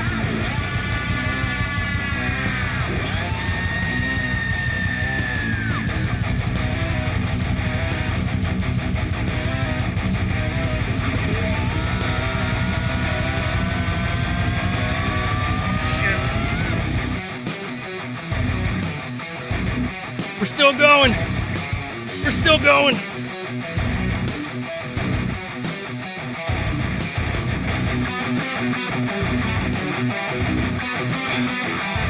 Holy shit.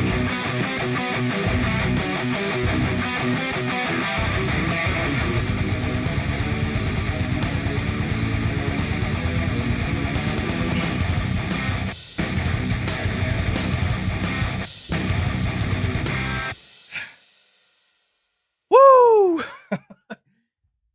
I am in pain. Holy shit. Wow. Wow. I'm turning pink, dude. It's because I'm trying not to like into the mic, you know? Damn, dude. Seriously though, Michael, that's insane, bro. 50 memberships. Michael brings us up to 81 members. My face is red, dude. My blood pressure is probably through the fucking roof.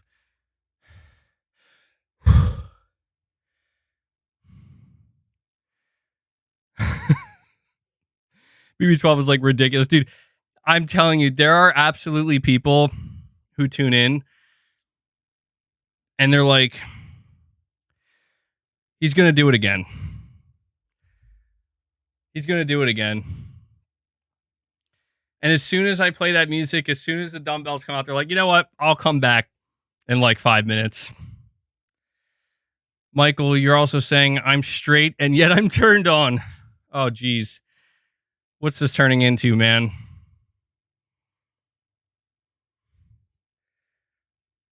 Wow. That was a... I swear, every time I play that song, though, that one, it always goes on for so much longer than I expect. I'm like fucking 40 reps in. I'm like, okay, this is going to end now, right? But good shit, dude.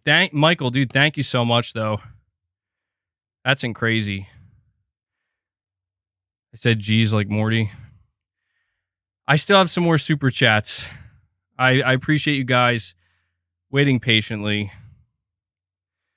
I didn't see that one coming, man. I also got to give Boss some more snacks. Boss, come on. Here you go. I promised you. That might be a little too much, actually. I don't want you to OD on the catnip here. I looked it up. Apparently, cats, like, I don't think they can, like, actually overdose on catnip. But when I looked into it, they can get kind of sick if they have, like, too much of it. But there you go, boss. Enjoy. That's courtesy of Michael Werneth. He did it. I'm going to update the goal. I'm going to get back on track here.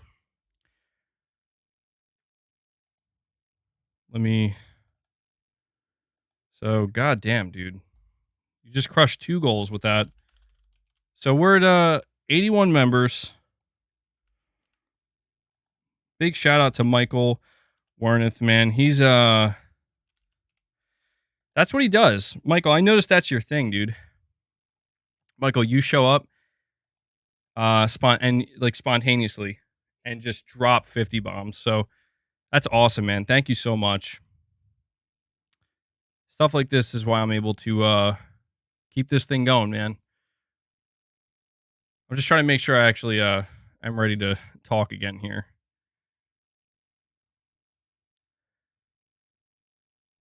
All right. Yeah, I know, Jake. You're saying catnip is like a drug to cats. It's like weed. Yeah. I've been I've been watching Boss's behavior ever since I started giving him these snacks again. Because the last time I was giving him these snacks, I mean, he was getting crazy. He seems to be getting a little bit better. As I say that, though, he's coming back over. Boss, just make sure you don't put your ass in the camera. Proceeds to immediately put his ass in the camera. All right, man. I get your hype too, but we can't be doing that. Dragon, you're saying that was insane. All right. Let me get to these super chats. We got, where did I leave off? King Sam, Venino, Ice, Jakey Stee. Okay. Yeah, so I think I did answer this, but once I complete The Last of Us Part 2, I'll see if we can react to at least that scene and the director's commentary. Boss did this last time. PS Gamer, you're saying, does it really matter if a game is first party or third party exclusive? If it's a mediocre game or a great game, let PlayStation Studios cook and have... I think it cut off there. Well, that's an interesting question you bring up. I think you're saying, does it really matter if it's first or third party? If it's a mediocre game or a great one, let PlayStation Studios cook. I remember I asked this question, I think, on Twitter a little while ago, where it's like, a lot of people replied by saying it just doesn't matter. Like, and this kind of brings us to the whole conversation surrounding exclusivity. You know what I mean? Like, how important really is exclusivity? Like, how is exclusivity the be all end all? And it's like, well, I don't think so. I think exclusivity is important. I think it does matter in terms of differentiating the platforms, differentiating,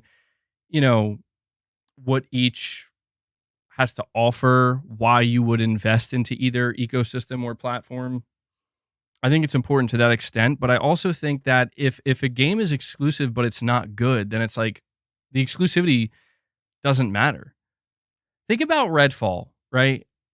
Like, Redfall was supposed to be a multi-platform title. And the thing is, it would have gotten so much more, or sorry, not so much more, but the same amount.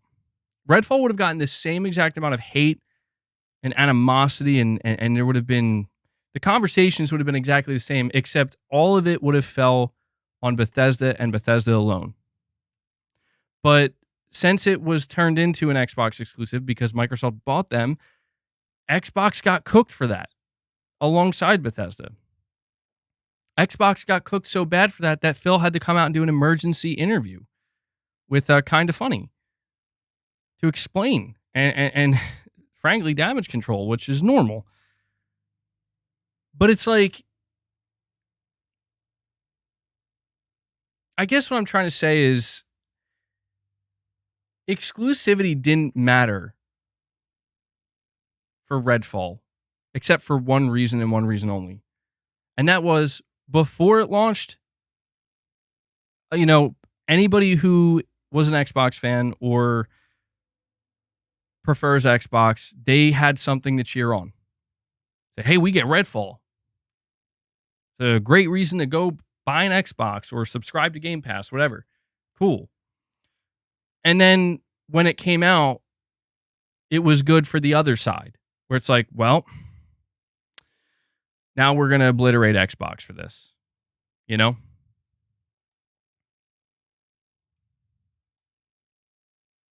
so it's like, when you remove that, when you remove the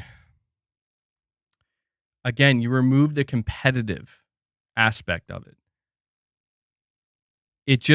it brings it to its simplest form, and that is, Redfall was just a bad game. It wasn't a bad Xbox game. Well, I mean, technically it was, because Microsoft made it an Xbox exclusive, but if it released on PlayStation 5 and was never made exclusive, it just would have been a bad game. You know what I'm saying? And so the only thing that really this is why I do think exclusivity does matter, at least to these companies a lot. Because when a company says we're going to make this game exclusive, they're putting their branding on it. And so that means if that game sucks ass, frankly, like you're now going to be part of that whole cycle of damage control and shit, frankly. And so I think this is why people get excited about exclusives of any kind, but especially like in some cases, third party, where it's like, I want to believe that the reason why Rise of the Ronin is going to be exclusive to PlayStation is because Sony saw a good game. Like, that game looks good and looks like it could do really well on our platform. And actually, we think it could do so well that we want to get involved. We want to fund it and market it and make it an exclusive. And so when I see a game like Rise of the Ronin and I see Sony putting themselves behind it, saying we're directly involved with this, it does in turn get me a little bit more excited in that, oh, okay, well, if Sony's willing to back this game up, then maybe there's something to it. That's not to say that Sony's perfect and hasn't gotten behind bad games. They have. But I just think it's because there's an extra layer there, almost like an extra filter that I think some people don't even know why they care about it, but that's why you care about it. And I think this is kind of shifted for Microsoft because Microsoft isn't really doing it that way anymore. Instead, again, they're just buying. But I think this is why it matters whether or not a game is first party or third party, because basically what Sony is saying, let me simplify this answer. What Sony is saying when they make a game exclusive that's not from their studio, they're saying this game may as well be from one of our studios. Like, it's good enough to stand alongside those games. That's what they're saying. Because internally, and this goes for both Sony and Microsoft, they view second and third party exclusives as first party on their platform. They're technically not first party. We all know this, but internally, that's how these companies view it. So, when I think about that, and I think, why is it that maybe PlayStation fans get a little bit defensive when people downplay games like Helldivers 2 or Rise of the Ronin or something like that? I think this is why. I think it's because psychologically, when we see the PlayStation Studios logo pop up on a game like Helldivers 2, we automatically think that has to be quality, right? Why would Sony get behind it? Because think about it, how do we view PlayStation Studios? We view PlayStation Studios as quality. Like, that's why we play on PlayStation, because of the type of high quality games they've made that have appealed to us and made us want to buy and invest. On the Microsoft side of things, I'll be honest, like I don't know how this changes. I'm assuming it doesn't really change, except that Microsoft now has, knowing that every game that comes from Bethesda now, every game that comes from Activision, if there are any flops, I think Redfall did kind of show an example of, okay, this is what comes with true ownership territory. I think if Redfall was a 1-year timed exclusive deal with Microsoft, Xbox still would have gotten a lot of heat. But I don't think they would have gotten as much heat if it was just clear that this was just a contract, like a 1-year contract, and we partnered with a bad game. It's why, like, I guess what I'm trying to say is, in the case of Redfall, there's a reason why Phil Spencer had to come out and talk. You know what I mean? Because he knew, like, they knew, like, shit, this is ours now. Like, this is literally our problem now, and we have to get in front of it. And in a way, it almost kind of highlights a potential danger of going all in with ownership, where when you are doing these second and third party partnerships, there is a little bit of a barrier between, the publishing company, in this case, Sony or Microsoft, and the actual developer. So, for example, if Helldivers 2, or not Helldivers 2, if, obviously, this is a stupid thing to say, but it's just the only example I can think of right now. Let's take, no, no, no. Let me back that up. I was going to say Final Fantasy VII Rebirth. Let's take Foam Stars. Foam Stars is a perfect example. Actually, Foam Stars is the ideal example. I keep forgetting that Foam Stars is exclusive. Foam Stars is a third-party exclusive for PlayStation. Okay, Sony's studio didn't make this game. Sony's not publishing the game. This is a Square Enix game. Sony just paid to market it and get it exclusive and maybe fund it a little bit. But Sony's name is not really on this except for the fact that PS5, PS4 logo, and PlayStation Plus. So if Foam Stars flops horrifically, which I don't know if it will, maybe it won't, maybe it'll be fine. But let's just say Foam Stars is a fucking disaster. Like it's getting like 4 out of 10s. It's sitting at like a 45 on Metacritic. It's just really bad. Sony's going to take heat for that. But I assure you, the amount of heat that Sony would have to take for that, if the PlayStation Studios logo was popping up on it and it was made clear that PlayStation is behind the creation of this game, I do really believe that Sony would feel that heat more intensely. And I think, the dial gets turned down when it's like, okay, well, Sony is stupid for partnering with such a bad game, but they're not responsible for making that bad game. That's Square's fault.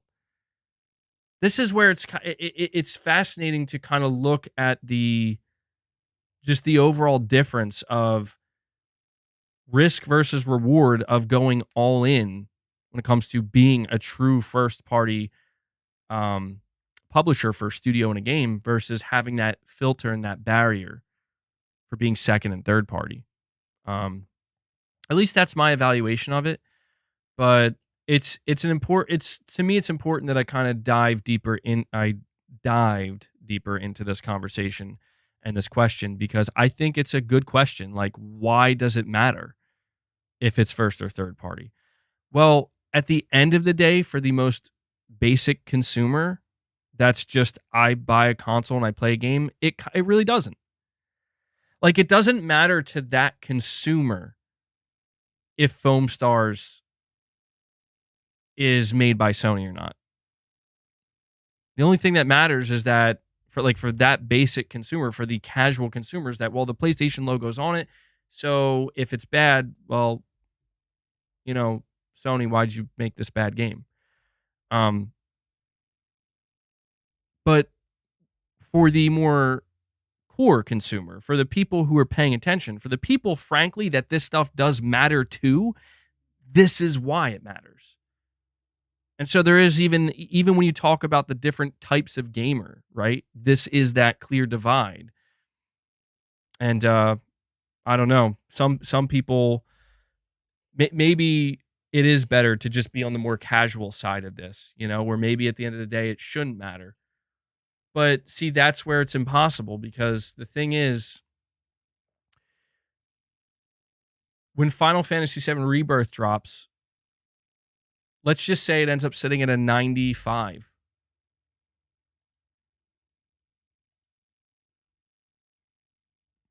Just make sure it's, hold on. Pragmatic Hat, dude, why are you deleting Michael's messages, man? Like, Michael just dropped a 50 bomb on us.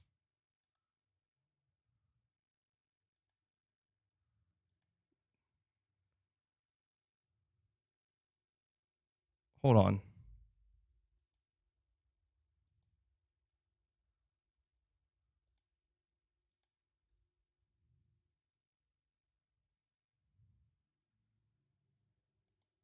Why are all these messages being deleted? Like, I'm being serious. Like, I'm reading them. What's the problem?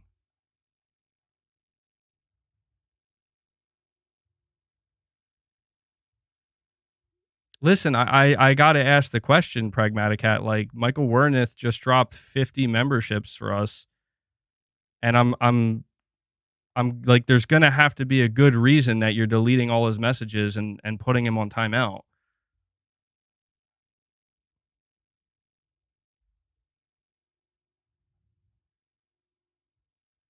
Because I'm reading back these messages. I'm not seeing.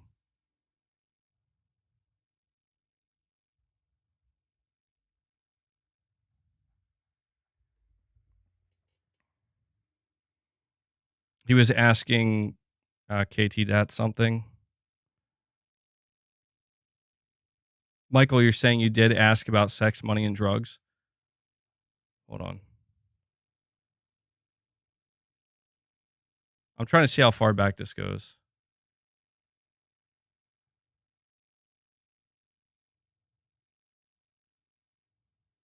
Sorry, guys. I'm just trying to sort this out.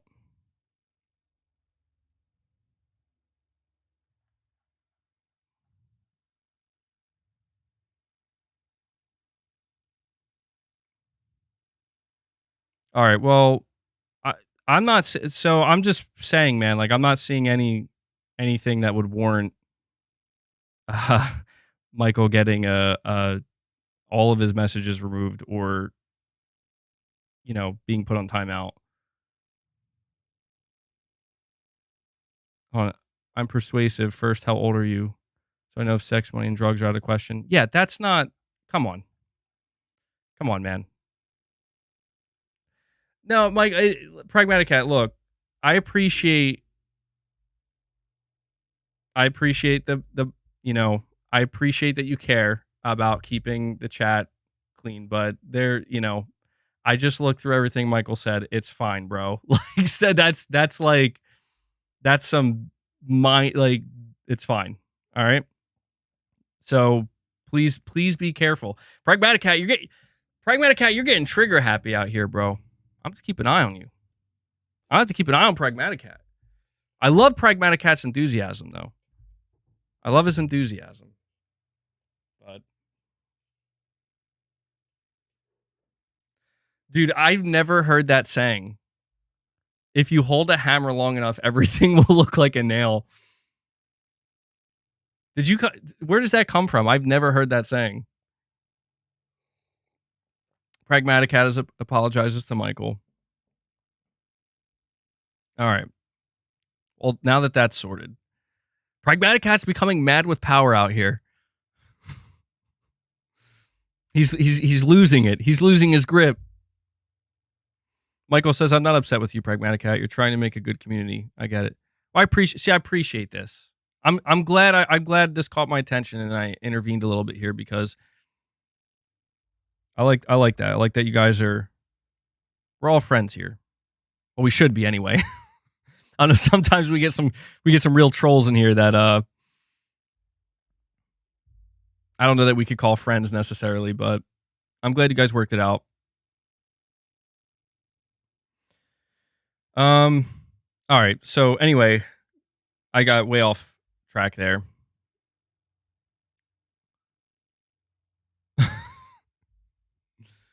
Oh man. Saying you got to remember that phrase. Yeah, I got to remember that too. All right, let me see here. Jakey Steve, by the way, man, I forgot to thank you for that. I didn't even know they had that. They have a super sticker there saying keep it up. It's a pair doing curls. I love it. Perfect. So Jakey Steve, thank you for that, man. Corey says I just got back, and y'all are going bonkers over what now? Well, first off, Corey, Michael dropped a 50 bomb, and you missed a little workout session there, but no, nothing serious. Nothing serious. Everything's good now. Everything's cool now. By the way, guys, if you could do me a favor, we still have over 370 people here hanging out. Please hit that like button for me. We have RU46 N2 Ray, longtime member. For 29 months, he says, check that Wario64 post about the Xbox game called Starfield, selling for a penny today at Walmart. Also, the Indiana Jones IP is Disney, not an original IP. That's true. Yeah, Indiana Jones is Indiana. I don't. My question with the Indiana Jones IP, because obviously a lot of people are talking about it in the gaming space, is how big is Indiana Jones? Like, I've always gotten the feeling that Indiana Jones is pretty big, classic movies, legendary movies, but as like an IP as a whole, how big is it really? I have no idea how to gauge that. And when it comes to Starfield being sold for a penny, I think I know exactly why that is. Uh-oh.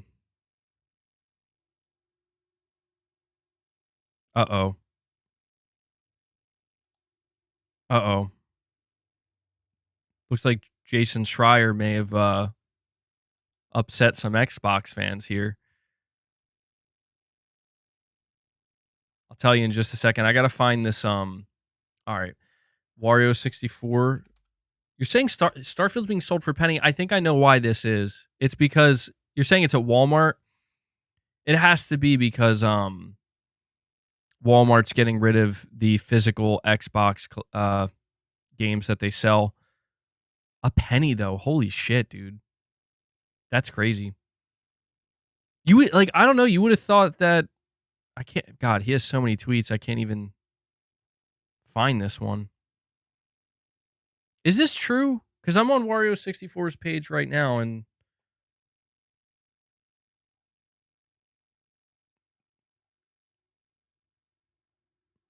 I'm not maybe I went past it. He has so many tweets. Guys, can anybody back this up? Is this true? Is Starfield being sold for a penny at Walmart?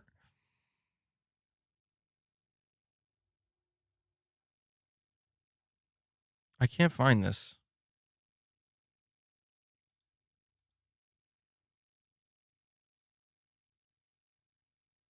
3-cent stock clearance. Yeah, well, I would have thought that if they were going to get rid of the physical Xbox games at Walmart, that they would have it's being sold for 3 cents. Well, that's 3 times as much. I would have thought that they would have just allowed these games to sell out on their own, like at normal price. I guess they must be in a real hurry to clear that shelf space. That's so sad though, man. Best Buy is no longer selling physical media of any kind. Now, at least Xbox games, physical Xbox games at Walmart are going away. And this is just depressing at this point, man. I feel like it's all happening so fast. Does anybody else get that feeling? Like, I feel like it's just really starting to happen. Michael, you're saying you're off. You have to run to the Home Depot and Lowe's. Have fun chatting with good people. Well, Michael, dude, I gotta be sure to thank you before you head out, man. I really appreciate you stopping by and dropping 50 memberships like that, dude. So good luck or have a good time, I guess, at Home Depot and Lowe's. I mean, I know some people really like going to those stores and shopping there. For some people, it's like a hobby. But I appreciate it, man. Thank you for supporting the community in such a big way. It really means a lot. Good stuff, man.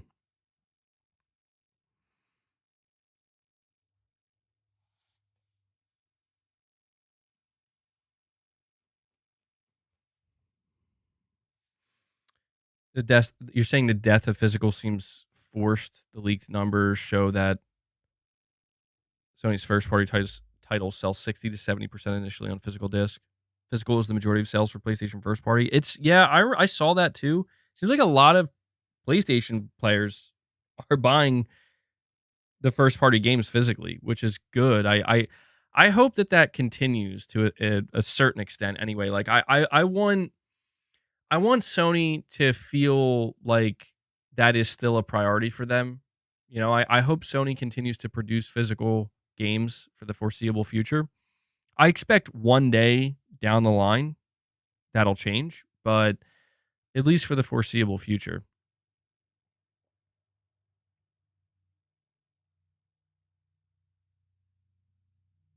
How do we resist the death of physical as couch potatoes? Got to order those physical games, man. Jake Skew, you're saying you don't go shopping at all. I do most of my shopping online, man. Like with almost everything. I will say, like, I have embraced the digital future in that way. But yeah, the death of physical, that's I hope it slows down. You know? I do. Because my whole fear with this is like I get it. People want digital and the market has made it clear that like, yeah, we want to buy digital or buy games digitally. And I understand where the future's headed or where we're headed in the future, but I just don't want to see it get to a point where there's no options or the options are so minimal they may as well not even exist.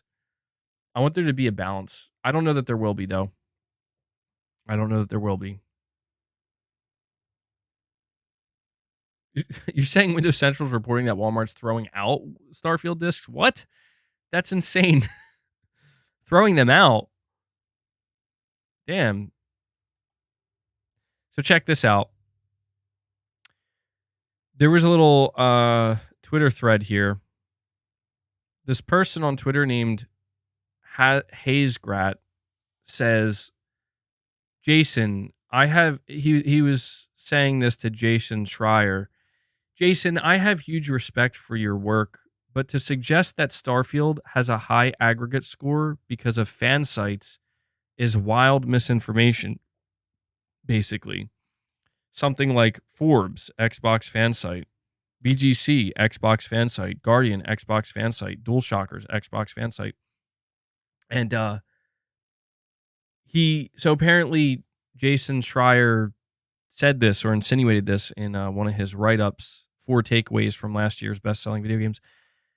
And Jason Schreier did reply to this, and he said, looking at Metacritic, of the 15 outlets that scored it higher than 95 out of 100, 5 of them have Xbox in their name.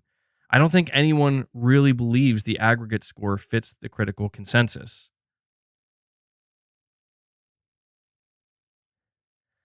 So I don't know. What do you guys think about this? I mean,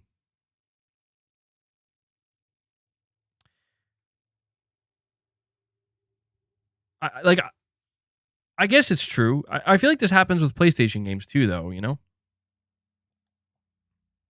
But yeah, that's kind of, I don't know. 95 out of 100.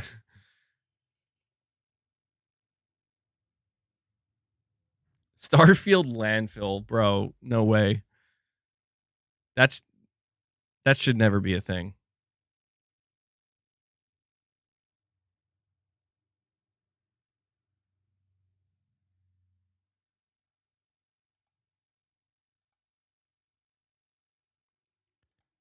All right. So I definitely got sidetracked here. Here's what we're going to do. All right. I'm going to refer to the post that I put out one day ago. I asked you guys, I asked my subscriber base, the community here, how do you feel about the current state of PlayStation? And I got a lot of responses. And so what I wanted to do is read some of these responses and see what you guys are saying. All right. So we're going to start here. with, now these are in no particular order. I think some of the more upvoted ones are at the top here, but they're all kind of spontaneous. The first reply, I kid you not, with 12 upvotes, Ninja Presents 9338 says, remaster Resistance franchise. Remaster Resistance franchise. We know where he stands, people. And as I look over here, we got Corey the Legend Landiga. He comes in and he drops a 20 bomb. Corey drops another 20 membership gifts on top of the 50 that Michael dropped. Dude, between Michael and Corey, that's 70 memberships. Corey is demanding the MGS theme. Hold on, Corey. Corey says, I need that MGS theme. Corey, thank you so much, man. Really appreciate that. Corey, I'm just laughing because it's like, dude, how are you guys feeling about the current state of PlayStation? Remaster the Resistance franchise. All right. That definitely gives me all the information I need to know.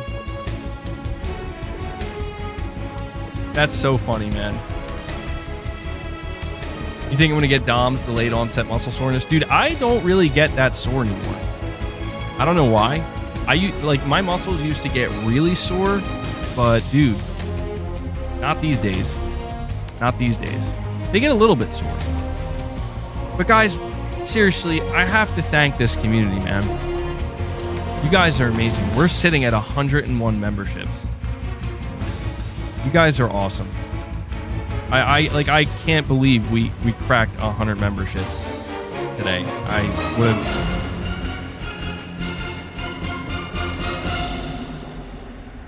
I never know what to expect with you guys. Seriously, that's I appreciate it. I really, really do. 101. So, Corey, I just so you know, I don't know if you were here, but I did give Boss his second helping of snacks. New Soul 9 with a super chat says, MBG, this notion of Redfall should have been canceled needs to die. How do people expect years of development to be simply thrown out the window?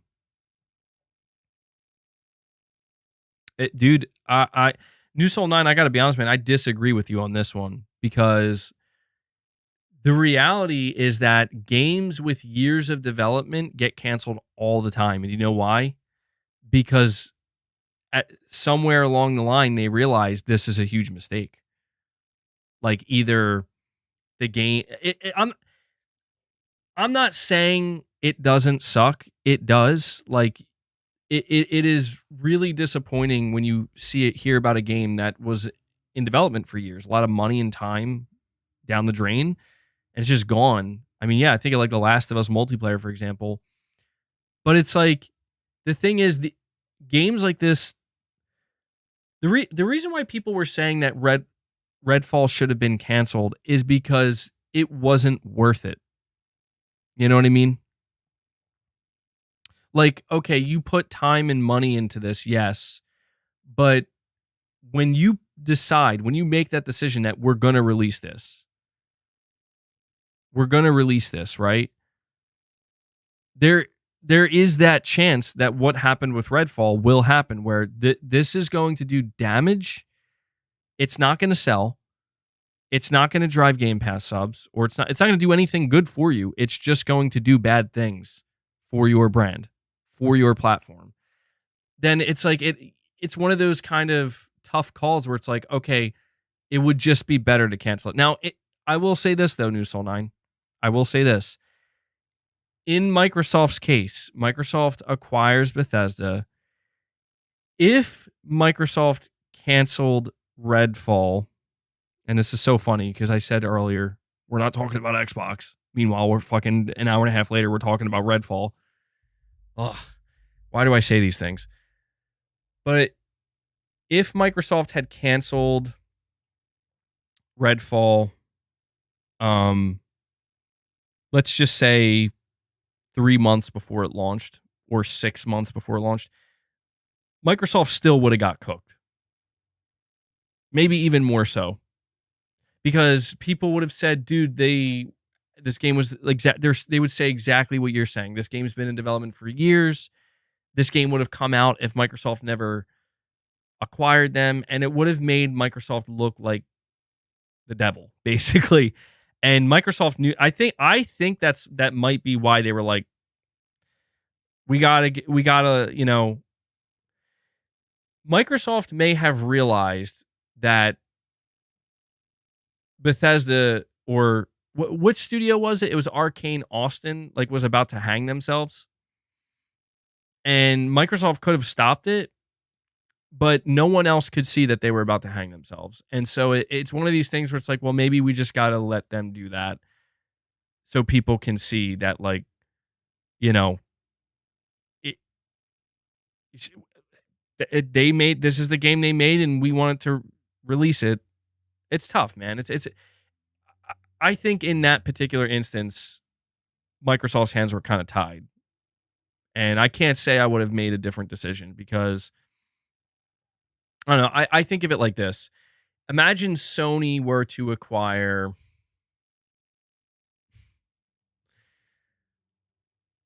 fuck, this is a tough. I'm trying to think of a publisher that's in a similar situation. I guess I'm just thinking to myself, like, imagine if Sony were to acquire, like, Arrowhead, right? It's different. It's not a publisher. It's a single studio, but Sony acquires Arrowhead and then they cancel Helldivers 2, right? You know what? Perfect. Yes, thank you. Thank you, PS Gamer. You're right. Forspoken is a great example. Let's say Sony acquired Square Enix before the launch of Forspoken. And Sony kind of knew, like, oh, this isn't good. Or, like, this isn't going to do very well.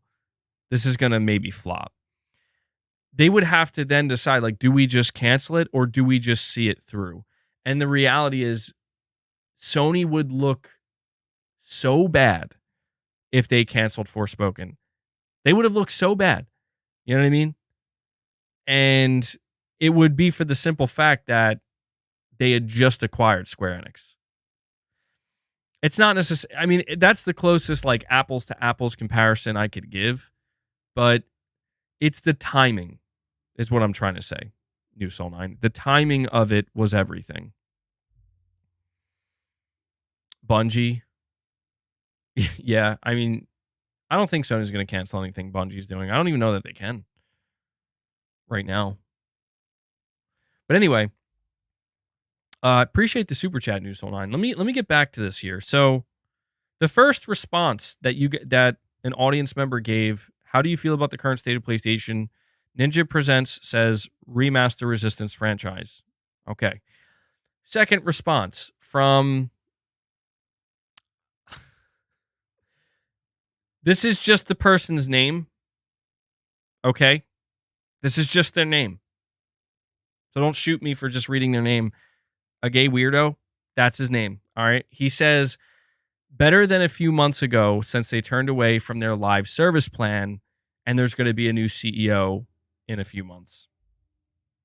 So, already off to an incredibly chaotic start with reading these replies. I just got canceled, bro. That was their name, okay? But according to that individual, whose name we will not say again, apparently they believe that PlayStation is in a better state now since it seems like they turned away from their live service plan and they have a new CEO. Do you guys agree with that? Just curious to see how many people agree. Gay isn't happy. Yeah, he's a happy weirdo. I'm sure that's what he actually meant. You know, that's how he intended it to be read. But do you guys agree with that? turned away from live service just in time for Pal World. Well, here's the thing. My criticism, it's not a criticism, but my, I guess you could say, hesitance with agreeing with this is that I don't think Sony turned away from the live service. I think that they just slowed down. I think it's a situation where they just kind of realize, like, we can't go all in, like, as in with all of our studios. That would kill us, potentially, or our studios. But I don't think that they're shifting away from. I guess you could consider that shifting away from it. Saying, hi, MBG, a follower from China. Love your content. You're a true gamer who loves games. Keep it on. Thank you, man. It's always fascinating to hear, from different people tuning in from different parts of the world that I would never think of. Like, I didn't think anybody from China watched me, but there you go. Thank you, Mustafa.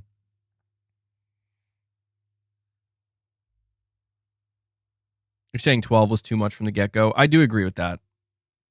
Well, let's keep going down these. So this next reply I'm going to read to you, so that reply that I just read about the shift from live service, that had 12 upvotes. This reply that I'm going to read to you has, I think, the most upvotes and the most replies. It has 72 upvotes, and it comes from Sinjakari007. And they say PlayStation 4 was better, or should I say better managed. There was a vision, there was leadership, an active attempt to win back the fan base for all the mistakes done in the PS3 era. And all the studios worked towards that goal together. It felt more coordinated, and the overall experience was way better. We had such a variety of games, AAA, AA, indie, just name it. And most of the games that PlayStation Studios made were original IPs, not some sequel or remaster/remake. So I got to ask you, so again, this is the most upvoted reply. And I already see people in the chat saying true. So in general, you guys seem to agree with this. Yeah, I can't say they're wrong. There's one thing in particular here that really kind of stuck out to me that I think is the truest part of this.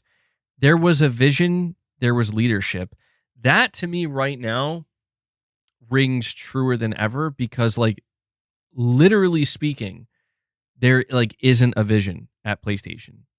Or if there is a vision, it's not coming from the appropriate person. Any vision that's there right now at PlayStation is from the upper Sony executives that it's not really their job to run the PlayStation division. There is, Jim Ryan. Here's the thing. We don't know how Jim Ryan is leaving PlayStation. And what I mean by that is he leaving, is he spending the next 2 months? Because Jim Ryan retires at the end of March and he'll be done with Sony forever and PlayStation. Is he spending the next 2 months constructing some kind of roadmap plan to leave them with? As all right, here you go, follow that, give this to the next guy in line? Or is he leaving on a note where it's like, well, I did everything up till this point. I'm handing the ball off to the next guy. Or Sony. I'm giving the ball's back to you, Sony, and you give it to the next guy, and good luck. I do wonder that. You're saying they had vision, but they didn't want to tell us about it because they knew players hate live service. Yeah, I will say there was a vision, but it seems like it was not executed. Like, the vision that Sony had with the PS4 was, I think, it's so fondly remembered because it was think about it, like, Sony's main priority, and I do miss this. I'm not saying they don't do it now, but it's like you could just tell, like, there was a different energy surrounding Sony at this time. Their main priority was like, we need to win back the core gamer. And every single piece of their, even the beginning years of the PS4, from what I remember, were not that strong. Like, they didn't have a ton of games, but it was their overall, they basically turned to the core fan base and were like, we love you guys. And we want to give you guys everything you could dream of. We're listening, right? And they just really kind of treated the fan base a certain way that I think, and of course it was easy for them to do that because Microsoft was doing the opposite of that and pissing everybody off. So it's like it's not like they had fierce competition. It's just that I don't know, man. They kind of haven't really done that since then in the same way. New Soul 9, you're saying no MBG. What you're talking about are the concepts pitch they give that always get canceled a bunch of times, not full blown development. That money. Again, New Soul 9, dude. I'm not so sure, dude. Because like I just think that I'm just trying to point out that, dude, we have seen games with like tens of millions of dollars dumped into them get canceled. There have been games that were like literally ready to release that got canceled. Now that's extreme. And again, that might be another reason why it wasn't canceled because it's like, well, fuck it. We may as well just release it and get what we can from it. But here's what, all right, I'll say this last thing. In the case of, because you're talking about you're bringing up Redfall here and using that as the example. In the case of Redfall, what I think is that the best thing to say that I think everybody could agree with is that somewhere along the way, 1 year into development, 1.5 years into development, somebody within Bethesda's leadership should have realized this isn't working. You know what I'm saying? Like, this is fundamentally flawed, and we have to take it back to the drawing board and figure out how we can rework it or possibly just do something totally different. That doesn't always happen. Sometimes bad ideas get through and they make it to the finish line. And we figure, like, everybody realizes that was a bad idea. Corey, you're asking, am I doing a members lounge today? I am, yeah. We're going to do a members lounge after this. So I get what you're saying. Like, basically, the way I'm interpreting what you're saying is that it's not ideal to cancel something that you've already invested a ton of time and development, money and development time into, right? It's just like, it's better. Like, a lot of times people ask, like, how come these shitty games still release? It's because it's like, dude, it's better to get what you can from it if it has any chance at all. And I said this back at the launch of Redfall, and I still kind of feel this way. I think Microsoft was just like, well, fuck it, maybe it'll get us some subscribers, you know? Like, I also mentioned that, think about when Redfall released, one of the reasons why people were so hard on Microsoft at that time was because, dude, they were coming off of an entire year with like no games. So I think they were kind of desperate. We're like, we got to get something in the Game Pass, man. Something.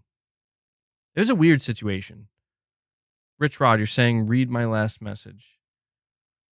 Rich Rod, you're saying Jim Ryan was a necessary evil. And 10 years from now, if PlayStation has a good game as a service that makes millions yearly, that enables them to continue AAA games, we will appreciate Jim Ryan. AAA alone isn't profitable.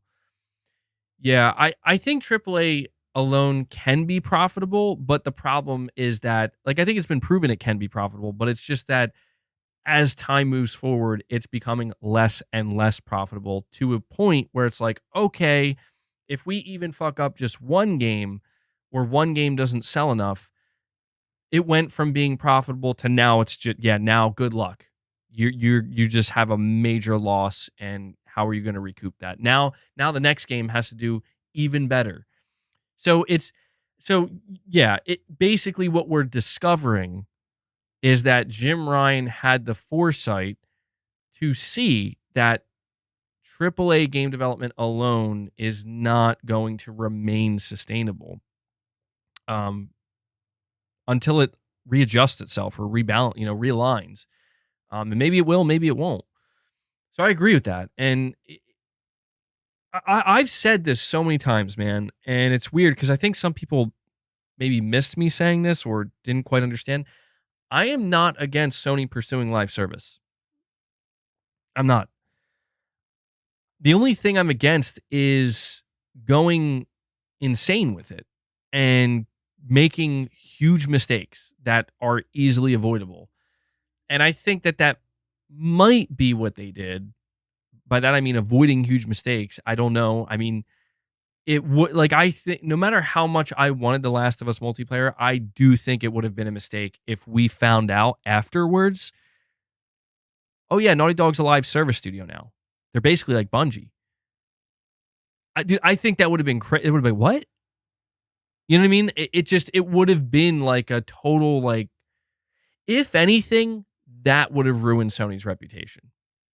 That would have confirmed our worst fear. Because think about what people were saying. They're like, I don't want live service games because they're going to take over and Sony's going to stop caring about single player. And imagine if Naughty Dog released The Last of Us multiplayer, as much as I want it and still want it, and they were like, yeah, we can't make single player games anymore. People would have, PlayStation fans would have melted down, dude. Because that is the literal confirmation of, oh my God, our worst fears have been realized. Single player games have been replaced with live service. And Naughty Dog's here to usher that new age in. So the fact that it's like, that didn't happen and it turned around completely where it's like, actually, we don't want to do that.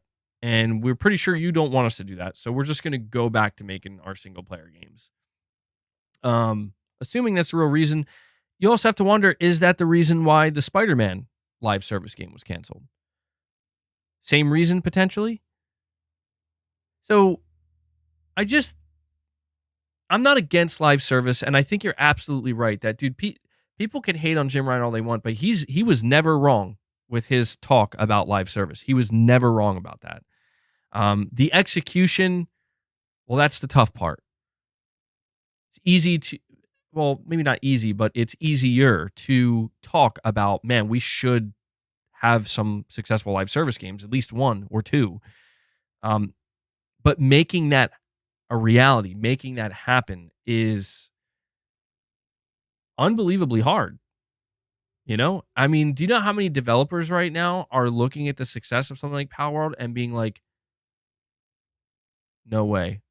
You know, like it, because it's, Power World is getting like criticism for being like too derivative and it's unoriginal, and it's like, dude, listen, it doesn't matter.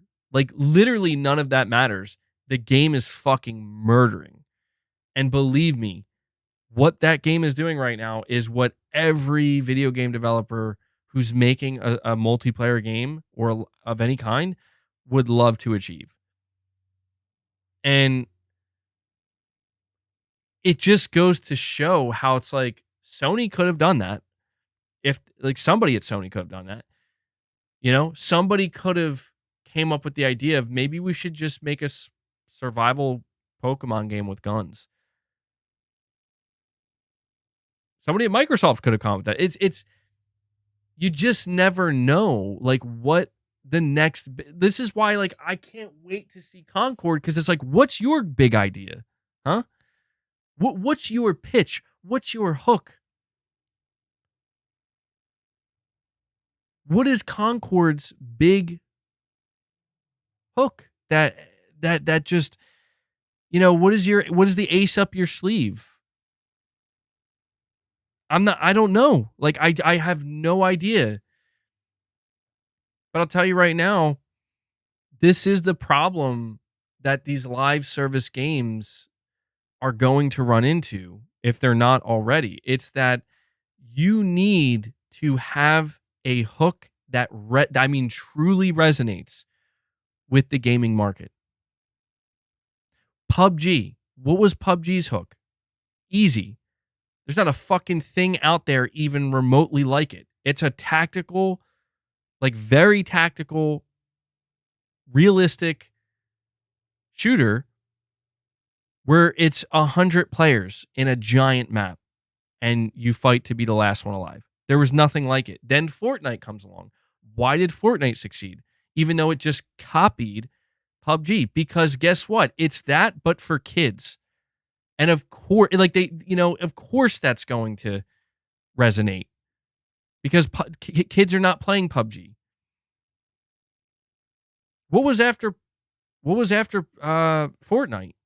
Let me ask, has there been, what was the last huge mega hit? I mean, there were games like Fall Guys and games like Among Us, but those games seemingly didn't have the staying power.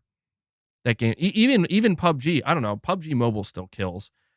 But it's like now one of the titans is going to be Warzone. Warzone's the same thing.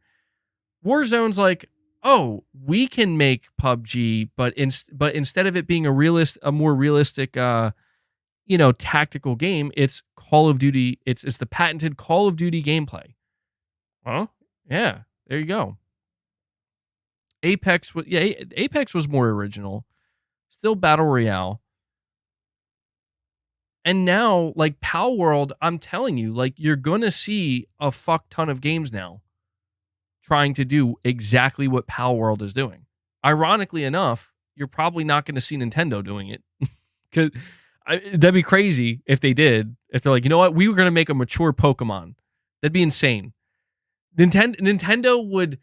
I don't think Nintendo fucking realizes. You would think by right now, after looking at Pal World, Nintendo would realize, holy shit, we need to make a mature Pokemon game. But they won't. I bet you they won't. If they did, though, oh my God. Pokemon GTA. Dude, if Nintendo made a mature Pokemon, you're saying it sounds dumb. When I say mature, I'm not talking like Last of Us level. I'm talking just something like, where it's, again, like that's what Pal World is. It's guns and survival, and I saw a clip of you could take one of the fucking, I don't know what they're called, pals, I guess, I don't know, the Pokemon, and you put it in a fucking rocket launcher and you shoot that Pokemon at enemies and blow shit up with it. It's like, that's what I mean. Like could you imagine is Nintendo ever doing something like that? Is that even possible? Taking a Wooloo, shoving it into a fucking bazooka and shooting that shit. I don't think Nintendo's ever going to do that. But if they did, you're going to see Nintendo reach a new level of success that maybe they didn't even realize was possible. I think. But yeah, I agree. Nintendo's more family centric. I don't think they're going to copy this. Anyway, I guess I'm going on this little tangent here because it's like this is the mission, man. This is the assignment. What is the assignment? You need to have a hook that's going to resonate deeply with the gaming industry the gaming market. If you don't have that hook, your game's going to die. Period. End of discussion. That is how live service games work. The only games that are still alive today, especially the ones that are thriving, but also games that maybe aren't at the top but still alive, they have a hook. They have a very specific hook that is not easily replicated. And even if it was replicated, it kind of doesn't matter because they were the first one to come up with that hook. Or the hook of the gameplay loop was so good that there's no need to replicate it. So this is why I kind of feel bad for Sony, where it's like, good luck, man. Good luck to your teams working on live service games because it's going to be so fucking difficult. Like, dude, I am fully prepared. I don't mean to get negative, but I'm just being honest and I'm being real. I'm fully prepared for Concord to be a fucking flaming wreck of a game that, like, Sony is just like, oh, what were we thinking? I don't mean to, again, I don't mean to be that negative, but it's like, this market is, the live service market is so volatile and people have played so many different games, so many of which are just copies of one another that we are really at that point where it's like developers have to start thinking of these like crazier ideas, if not crazy ideas, ideas that maybe people have been thinking of for years, but they're like, you know what? Let's just do it. It's like it sounds like that couldn't work, but you know what? Maybe it would. You're saying notice MBG only dooms and glooms for multiplayer? No, no, to be clear, man, like I have a good reason for that. Am I doom and glooming Helldivers 2? I'm not. Do you know why? Because I've seen the game. Do I think Helldivers 2 is going to be a massively successful live service game? No. Do I think it has the potential to be a relatively successful game in its own right? Yes. And why is that? Because I've seen the game. The game looks competent. It looks fun. I don't know if it has the staying power, but it does look pretty good. I can't say that about literally any of Sony's other multiplayer games they have in development. I can't say that. So it's not purposely doom and glooming it just for the sake of it. I'm just saying it's a total flip of the coin, man. And I've seen enough live service attempts crash and burn violently. Okay. Yeah, that's true. So if you want to look at the other side of the coin, but I didn't see Concord yet. So who knows? It could be good, man. Listen, I want these games to do well. I want people to understand I'm not advocating for getting bad games. I would why would I ever want that? If Sony is investing in studios like Haven and Firewalk and telling Sony London to make a live service, I don't want these games to be bad and unfun. Because these games they're in development. They're coming, whether we like them or not, or whether we want them or not. And it would be best if it's like, oh wow, that's actually a really good game you got there. I'm enjoying this a lot. So just don't mistake my, I guess you could say, grounded, more realistic expectation of there's a good chance they could flop hard.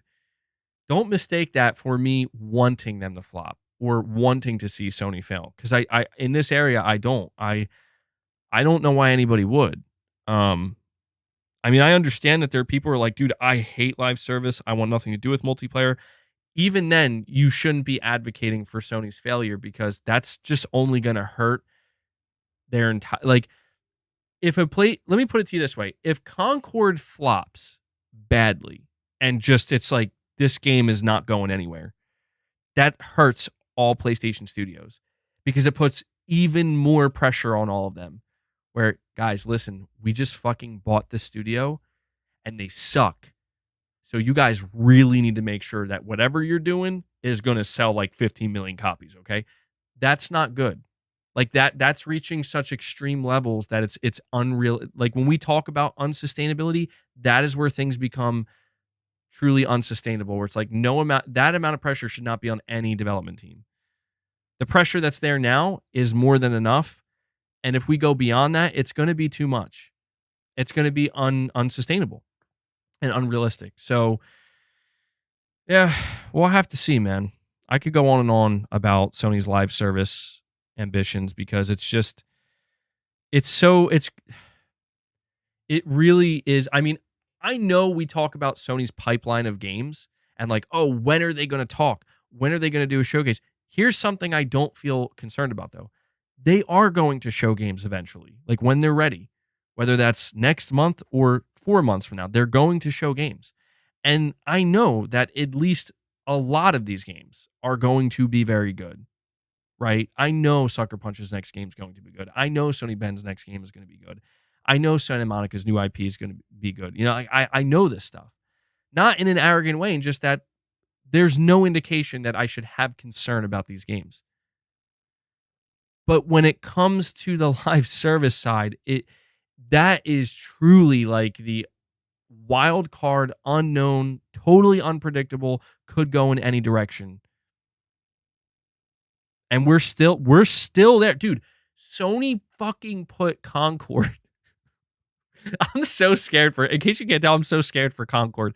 Sony put Concord in their upcoming games of 2024 montage, and they still just showed the CG trailer. They are terrified. I'm telling you, this is not to doom and gloom. And I know that fucking fanboys out there are going to have a field day wanting to clip this and talk about how we're so scared. I'm telling you, Sony is scared to show Concord. They are, because they know it's not going to resonate with the core PlayStation fan base. They know that Concord is a game that's looking for mass casual appeal, and that is not what it, in a multiplayer shooter space. That's not what PlayStation, the core PlayStation fan base at this point, expects. And I'm not saying that we wouldn't embrace it if it's good, but I think Sony's very scared, as they should be. They just bought the studio. That's a lot of money. They're very scared, man. And you can't blame them. You're saying we just now saw Indiana Jones gameplay and it's coming out this year. Not showing Concord doesn't mean it's bad. You're right. So I could be wrong, and maybe Sony isn't scared at all. Maybe it's the opposite. Maybe Sony is totally confident and they're like, just wait till they see this game. But my whole thing is there was such a negative response to Sony and live service that I'm of the mindset that if Sony really thought they were going to convince people with Concord, they would have shown it by now. It would have only benefited them to calm people down and say, guys, we know you're worried. Check this shit out. So then the conversation would be like, oh, yeah, that looks pretty good. And suddenly people are a little bit more optimistic. But everything Sony's doing in terms of communication with live service is they are not confident. And I hate to say that because I wish it was different, but Sony is not confident in their live service push. And they are right to feel that way. Because imagine looking at last year's showcase.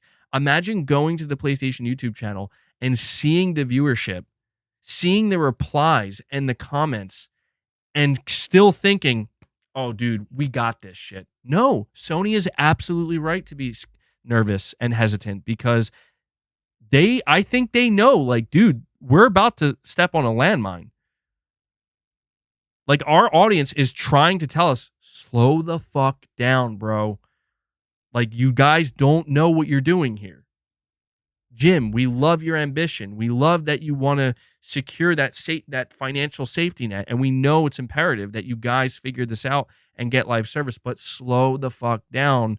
You're going to crash and burn. And I think Sony got that wake-up call when they realized that, like, dude, somebody there at Sony at some point was like, Jesus, let me get this straight. They're having a meeting with Naughty Dog. You're telling us a meeting with Naughty Dog, Bungie, and the Sony executives. You're telling us the only way you can maintain this game you just created is your entire studio would need to be working on it at all times. And they're like, yeah. And then they look to Bungie and they're like, yep, that's how this goes. Dude, I'm telling you, Sony was probably crushed. Like somebody was crushed here, okay? Like somebody, when they realized this can't work, died inside because they realized like that was probably one of their biggest live service games that they had the most confidence in, that they're like, at least that's what I'm thinking, because I know we talk about how like Bungie graded their game or whatever and was like, well, we have some questions about the long-term sustainability, but it's like that, I don't know. I know I'm really going on and on here, but in case you can't tell, I think I'm more eager to learn about these live service games and Sony's live service push, like actually learn about it, like see it. I'm more eager to see that than I am even the single player games, because I know the single player games are going to be good. Like I know that. But I really want to know like if there's going to be a shitstorm in the not too distant future where it's like I'm just trying to think like let's say Sony does do a showcase later this year and they show Concord gameplay and they show Fair Games gameplay. Like, are we going to be looking at each other like being like, that looks horrible, or like that looks really underwhelming? But here's the question: if that happens, if we see Concord and it's like, we see Fair Games, it's like, right? But then we see Ghost of Tsushima 2, or we see Santa Monica's new IP, or we see Naughty Dog's new IP, and we get these games and they look fucking awesome. That offsets it, right? Like, that totally offsets it, where it's like, well, that game Concord didn't look that good, but holy shit, you see Sucker Punch's fucking new Ghost of Tsushima game? You know what I mean? It's like, this is, I think, the way for Sony to do it. I remember, now I know that this was like a meme last year, and I get it, where like the secret showcase, the secret showcase is coming, the second showcase last year. Apparently there were rumors that Sony was going to do a second showcase, but the plans changed. Now, I wonder if the reason why the plans changed is because it's like, they're single, like, what if this entire time Sony was relying or hoping that, like, we're going to need new single player reveals to be able to offset any potential backlash that we get from the core fan base for these live service games. And maybe the problem and the reason why we haven't seen Concord gameplay or Fair Games gameplay or any of these games, we haven't seen any of these games, is because Sony is waiting for when the other studios are ready to show their games, so it offsets it. So it's like, if we show a bad game, or not a bad game, but a game that doesn't look great to our audience that's tuning into the showcase, but we still are committed to it because we have to try, we can offset that by making sure we can show off Naughty Dog's new single player game or Ghost of Tsushima 2. I think that might be the plan going forward, because if you think about it, it makes complete sense. It's the safest path forward. I think it would be a huge mistake if Sony was like, tune into the state of play for Concord, and we tune in and it's like, the fuck was that? You know, like that would be a nightmare scenario where it's like, dude, that's the last thing Sony needs right now. So, I don't know. Just a lot to think about. I see that Jim Ryan in the chat. Jim Ryan, member for 4 months. Jim, thank you so much. He says, Yoko Taro is the most based game director. Bro is in his 50s, wears an edgy mask all the time, draws half-naked anime girls, and makes fun of woke on X. Jim Ryan, thank you so much, man. I still find myself surprised sometimes that you are a member of the channel. And I'm not going to lie, in talking about, you know, Sony's live service approach, which you're responsible for, I would have thought you would have had something very different to say, but appreciate you chiming in nonetheless and dropping your thoughts on us here. So there you go, guys. Jim Ryan has spoken.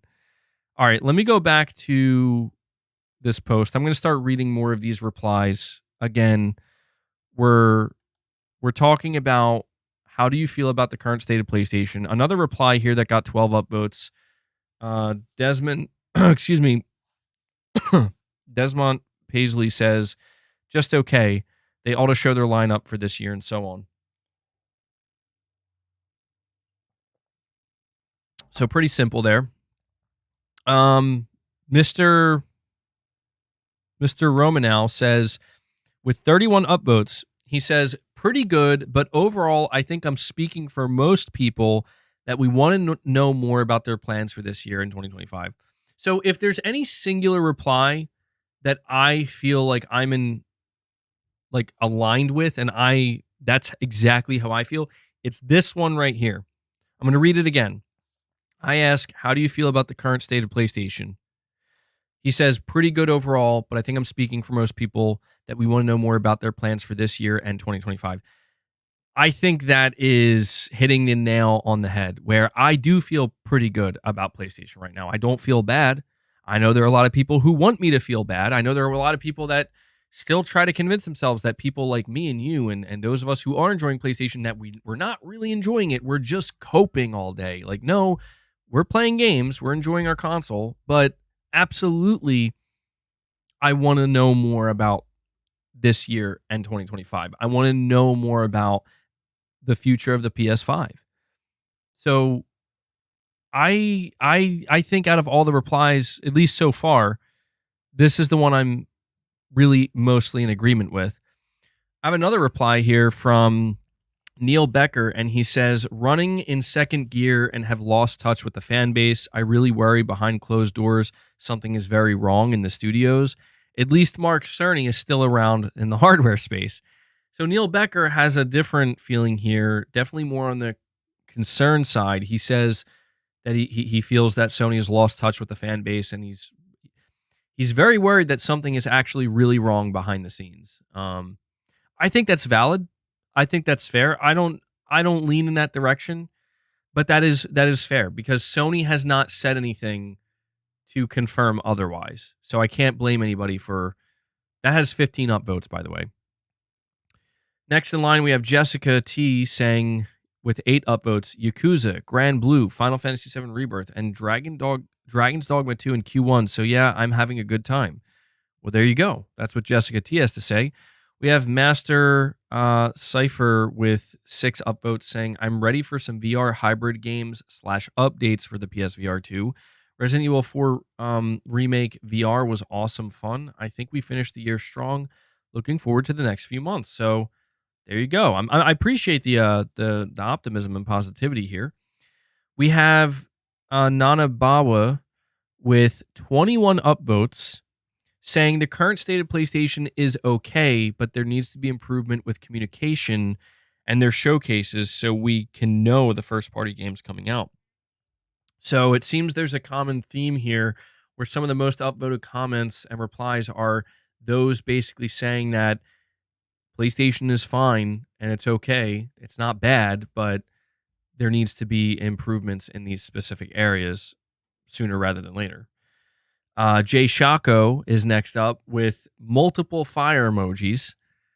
All right. I think we know where Jay Shako stands here. We got Azil with 7 upvotes saying, I'm just hoping that their next CEO is ambitious, business savvy, with strong vision, and friendly to the fan base. So that to me is a good one too, because we do want that. I think we do want that from the next PlayStation CEO, because we want a good leader that's going to deliver what the fan base wants to see and hopes to see, but also is good at their job, obviously, as the CEO. So that has 7 upvotes. We got my last name is Bob with 3 upvotes, just simply saying wish they would talk to us. Chikuves with 4 upvotes says they had a strong launch. 2023 was too silent. Their live service plans were abandoned, which is good now. Good, but they now have a gap. 2024, they need to show us a roadmap to the future. Cyber77 with 3 upvotes says, games I'm looking forward to playing are Stellar Blade and Final Fantasy VII Rebirth. Eric Pittman with 3 upvotes says, need more AA and RPGs. Not everything needs to be 10 years in the making. Jonas says, great. Rice Eater says, with 10 upvotes, okay. Waiting and hoping that they'll surprise their players with new upcoming exclusive games. Cover and Decasa says, with 3 upvotes, I trust in Sony. The games are coming. There will be a showcase soon. With 5 upvotes, the gaming Nading says they need to give us another showcase to see what they have cooking besides Wolverine. Sony Pony 69. I think this is Pragmatic Cat. I don't know why it shows different names sometimes. I'm pretty sure this is Pragmatic Cat saying phenomenal, absolutely spiffy. We have Arios saying they need more VR exclusives. 213 Puppies says they need to make more single-player games and exclusives.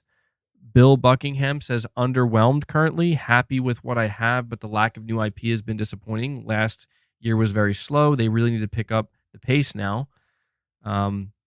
Miles Morales says, I'm hoping that AI technology will significantly speed up the game development process. I miss the days when we could play an original IP and its sequel game within the same console generation. Tony Wilt says they need to step it up. Mainly first-party studios executives had them focusing on the live service crap. Now it's all crickets from their studios. Uh, Ryan Sillett says people need to adopt VR. It opens up a whole new world of how games are played. PS5 and all it offers is a fantastic console. ISFB says need a roadmap. Feel like they're doing very well, but their communication to fans is abysmal. On 1v6 says still waiting for my oh fuck. I think he meant to say God of War moment like the PS3 and PS4 era. Oh, my bad. He says I'm still waiting for the oh my fucking god moment like I got during the PS3 and PS4 era. So okay, that's an interesting one. Yeah, I feel like I want to stop here for a second and ask you guys, like, do you feel like we've gotten that yet? Like the like holy shit, this is it moment for the PS5 gen. Do you feel like we've gotten that yet? I feel like no, we haven't. Ghetto God saying hell no. Yeah, I think like we've had some glimmers of that, like just very small glimpses of it, but really we just haven't had that moment. Yeah. And I think that's what made last year's showcase so soul crushing is I think well, I can't speak for everybody, but I know I went into that showcase being like that's going to be the moment. And it wasn't, dude, it was the opposite. It was the total opposite of that moment. I'll tell you right now, Sony needs to have that moment this year. They do. I think there's no way they could go the entirety of 2024 and not have that moment because if they don't have that moment this year, people are going to start giving up, man. Like people are actually going to start being like, no way, like this can't. What is happening? You know. You're saying the closest thing was Rift Apart. Yeah, I kind of feel that way too. I mean, I know it's some people it's like, oh, it's just Ratchet and Clank, but it kind of got close to that, like, holy shit. Like that kind of next gen magic a little bit. Foam Stars is gonna be that moment. Foam Stars, baby, let's go. Foam Stars is gonna be the oh my god moment. This is what we've been waiting for. I'm gonna read a couple more replies here. Because again, I know a lot of these guys, you know, took time out of your day to reply to this. So I can't read all of them. There's just simply too many. But Beflated says, I need games to play. Haven't seen the games that I'll be getting this year as of yet. Kaz Jam says, not enough first party games, too many sequels, remakes, and remasters. Dave says, could be worse, hoping that they do not rest on their laurels and screw over us, the players. German Gamer says, mostly good. They need to announce more stuff, though. Patman Jones says, collecting dust until Wolverine. Interesting. Chris Rock 6000 says they could use a few new studios making a few different types of games like strategy RPG racers. Machiavelli says, I just want them to release the new IPs. Jeff B. Gaming says, PlayStation is doing fine. We need a roadmap after March, but for now, we have plenty to play. That got actually 9 upvotes, too. It got some replies as well. Some of these do have quite a few replies. Peter Griffin says they need to do more remasters. The biggest says, just remember. Dominic says, as a primary PC gamer, they need to give me a new reason to use my PlayStation. That Valhalla DLC was great in that regard, but with not much news on future first-party titles, the silence is deafening. So that's interesting. That's from a primary PC gamer who does play on PlayStation, but is making it clear that he needs Sony to give him more of a reason to come back. DJJ1 says Final Fantasy exclusive is about right now for 2024. That actually has 4 replies. I'm curious what people are saying. Listing more games coming. Okay. All right, I'll go for... Oh my God. How did I miss this one? Well, I mean, it makes sense that I missed it because it's This is so funny. Dude, this is like the funniest thing ever. All right, so I just came across a reply. This is the most upvoted reply with 86 upvotes from Fellas 7682, and they say they need to remaster Bloodborne.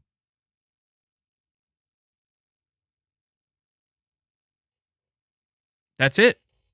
That is the answer for Sony, for PlayStation, for the future of the brand, for the future of the PS5 and beyond. They need to remaster Bloodborne. That's all that's said here. And 86 people said yes. Yes. I I love it. That I love the passion from the fan base, man.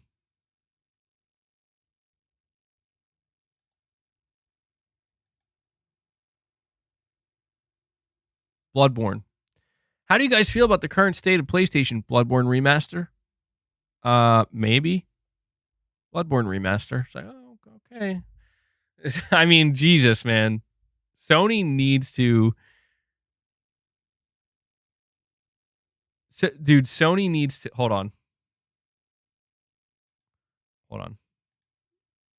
Ridiculous, bro.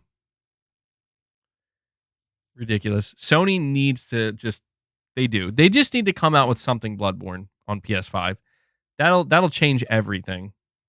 How funny would it be if the next PlayStation showcase opens with a Bloodborne remaster trailer? All right, I'm just going to do a couple more. I'm going to look for some more upvoted ones here. Grayson says, just call it Remaster Station 5 at this point. See, I think that's disingenuous, bro. I do. Like, I think it's disingenuous to just, like, I understand that maybe it's getting a little bit overboard with some remasters or remakes, but people continue to ignore that Sony has put out like a lot of new games, or if not sequels to big games that absolutely needed sequels. I don't like when people ignore that shit, because it's like, why are you ignoring that? Why are you ignoring that God of War Ragnarok is way more significant than any of the remakes or remasters we've received? Like, way more significant. And that's just one game. You know? For Naughty Dog, I agree. In regards to Naughty Dog, yeah. Naughty Dog is no more remakes or remasters, Naughty Dog. Like, please, for the love of Jesus, just focus on new games. And you know what bothers me too is that, like, I'm sick and fucking tired of people. I'm going to get a bit ranty here in case you can't tell, of people who don't like remakes and remasters making it seem like there's something wrong with people who do. I'm tired of that.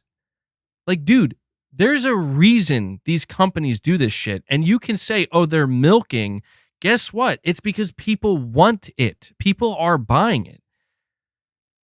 So I get, like, this is no different than being upset that, like, Fortnite is one of the most played games. Like, you can hate Fortnite, you can despise it and be like, this is everything that's wrong with gaming. Doesn't fucking matter.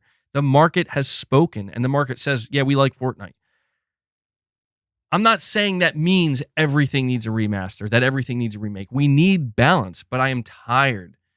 I'm tired of seeing that mentality where it's like, if you show excitement for the possibility of a game that you really like getting remade or remastered, you just get these people like, we don't need any more remakes. Like, dude, just go away. Because guess what? It's happening anyway. And if you don't want it, don't buy it. Send the message. But leave the people who want it alone. Because that shit gets really annoying. I just, like, don't these people realize, like, that the reason why these things exist in the first place is because people purchase them and do want them? I want to... Oh, you're saying tomorrow Solid Snake launches for Fortnite? MBG remakes and director's cut have existed since the PlayStation 1. It's simply faux internet outrage. It's probably less than 1%. That's what I mean. Like, I just wish that they would instead channel that energy. Like, dude, instead of channeling the energy of I'm tired of remakes and remasters, take that energy and apply it to the new games that are coming out.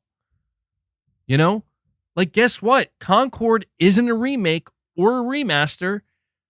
It's a new IP. Oh, but it's a multiplayer game. Well, I hate that too. It's like, this is what I mean, where it's like, dude, don't get me wrong. My go-to is AAA single-player games, especially narrative ones that I really get into. That's my go-to. But I absolutely do enjoy other types of games from time to time. I do like some multiplayer games. I do like shooters. You know? I do like remakes and remasters. So it's like, I just don't think it's, in the case, I think Naughty Dog is a particular case where it's like, if you have frustration channeled towards Naughty Dog specifically, I get that. Like, to me, Naughty Dog went overboard. They had 3 total remakes and remasters this gen, and we're like just 3 years into the gen. It's kind of crazy. So that is understandable. But I think about like how Demon's Souls remake for me, that's like a standout game for the launch of the PS5 because I never played the original. So that was a new game for me, man. And that was an awesome fucking experience to have at the launch of the PS5. I mean, last year, one of the best games I played was Resident Evil 4 Remake. And I played it in VR, at least a portion of it. So I just think people need to chill out and stop making it seem like that all we're literally getting, not just from Sony, but across the industries, we're just getting remakes and remasters. We're not. Like, open your eyes. Go look at new games that are coming out because they're coming out all the time. Go spend your money and time there and send the message that you want new games. Go support them. Because you saying that we need less remakes and remasters isn't going to change it, the fact that we're going to continue to get them.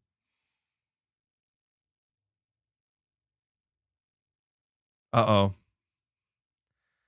Silent Hill Ascension is back. Uh-oh.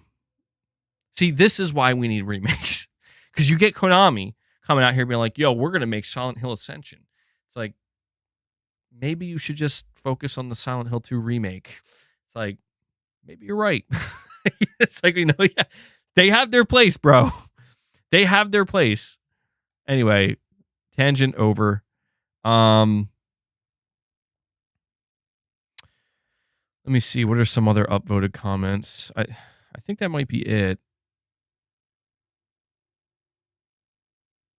So the Batasai with 4 upvotes says, I don't get what people's problem is right now. In 2 weeks, we get Grand Blue Fantasy. In 3 weeks, we get Helldivers 2. In 5 weeks, we get Final Fantasy VII Rebirth. Then in March, we're getting Rise of the Ronin. Why are people yapping off so much, man? Sheesh. I hear you. I hear you, man. Here's another one. This got 9 upvotes. The Mr. Gian's, I can't say this name, but he says, we got games coming exclusively to PlayStation 5. That's all I care about, and they're doing well. That being said, I can't wait for the big single-player first-party games to be announced for the last 3 to 4 years of the generation. It's going to be glorious. I appreciate that. I love that optimism. I think that's what everybody's hoping for, man. So that has 9 upvotes. Another one here has 5 upvotes saying, pretty good. They'll continue to deliver great exclusives. The cadence at which they are dropped could be somewhat faster. However, as someone who doesn't know jack shit about game development, but also realizes that games are taking longer and longer to make for obvious reasons, I'll just have to be patient. Besides, my backlog is insane and needs to be whittled down to an acceptable size. So very interesting reply there. And I appreciate that one as well, because it acknowledges that maybe at the end of the day, we just all need to be a little bit more patient, myself included.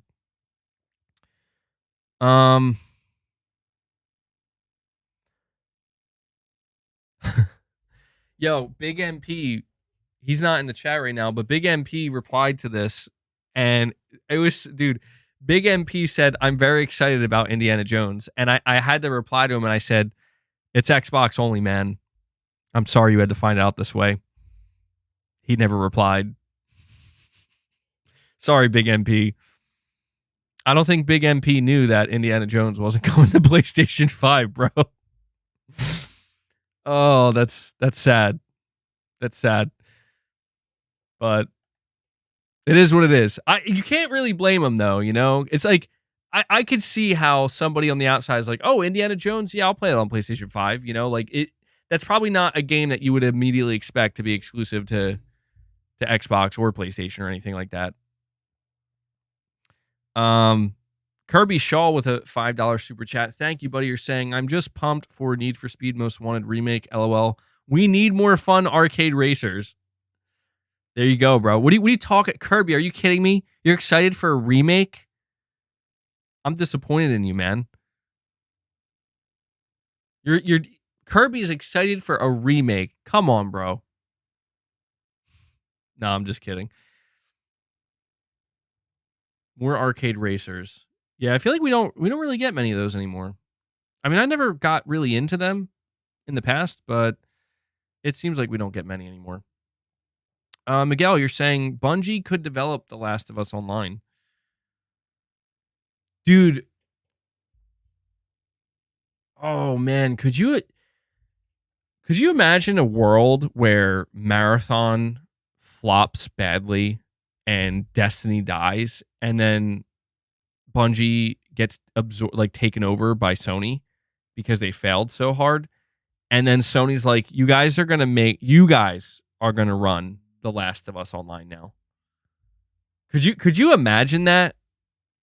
That would be the most insane turn of events. It's it's unthinkable. I don't even know how Bungie could manage that though, you know? Like Bungie's a first person, they're an FPS studio, so I don't think it would make any sense, truthfully. Destiny is an icon of greed. Yeah, maybe it would be horrible. It would be insane though.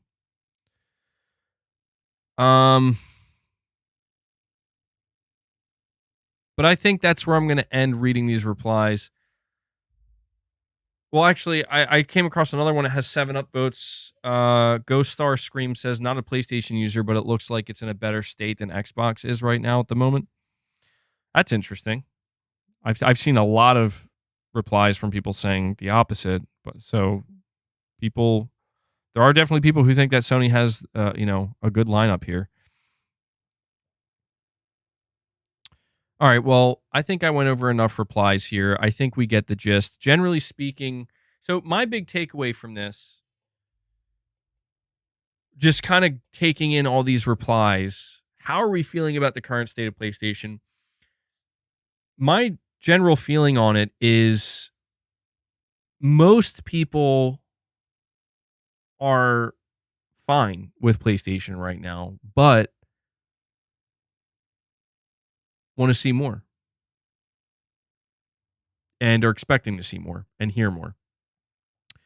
There are some people that are a little bit down on the remakes and the remasters. There are some people that are a little bit down on,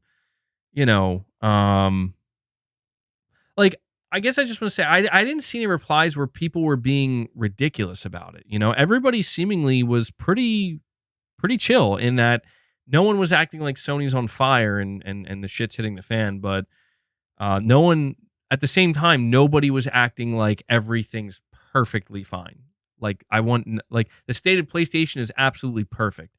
And this is good. To me, this is good. And I'm glad I asked you guys to answer this because it's like, I'll be honest, it's like everybody here seems sane. Like at least almost everybody who replied to this is like a sane person with a reasonable take. Even the people who are not enthusiastic about PlayStation were, they're not shitting on it. They're just like, yeah, I don't know that. Like for example, somebody was saying like, I'm it's just going to collect dust till Wolverine, and I believe that. Like that's not crazy. That's not like he's not being an asshole. He's just saying, yeah, I'm good till Wolverine. And there's other people who are PC players saying, yeah, Sony's got to do more to bring me over. And I'm just saying I really appreciate that because the level of insanity that I have to fucking witness every day, not from you guys, but if you know, you know. Rich Rod, you're saying, read my last again, LOL, just think about that. The Last of Us 2, Foam Stars, Helldivers 2, Grand Blue Fantasy, Final Fantasy 7 Remake, Pacific Drive, Concord, Stellar Blade, MLB The Show, AI Limit, Sun and Son of Bone, Silent Hill 2, Baby Steps, all this without a roadmap. Yeah, I mean, yeah, Sony has a very, very padded year with second and third party exclusives. Like I think I've said this before and I'll say it again. If there was ever a year for Sony to have maybe a weaker first party output, this is probably one of the better years where it's like you guys got a lot of exclusive games to rely on. Obviously, that's not an excuse for not having a showcase. That's different. I'm talking about first party releases. I have something to say, and that is I would, no matter what, be disappointed with PlayStation in 2024 if the only first party releases are The Last of Us Part 2 Remastered and Concord. I'm not going to say that I have a bad year on PlayStation if I play most of these games that you just listed. But, and MLB The Show, I'll throw that out there too.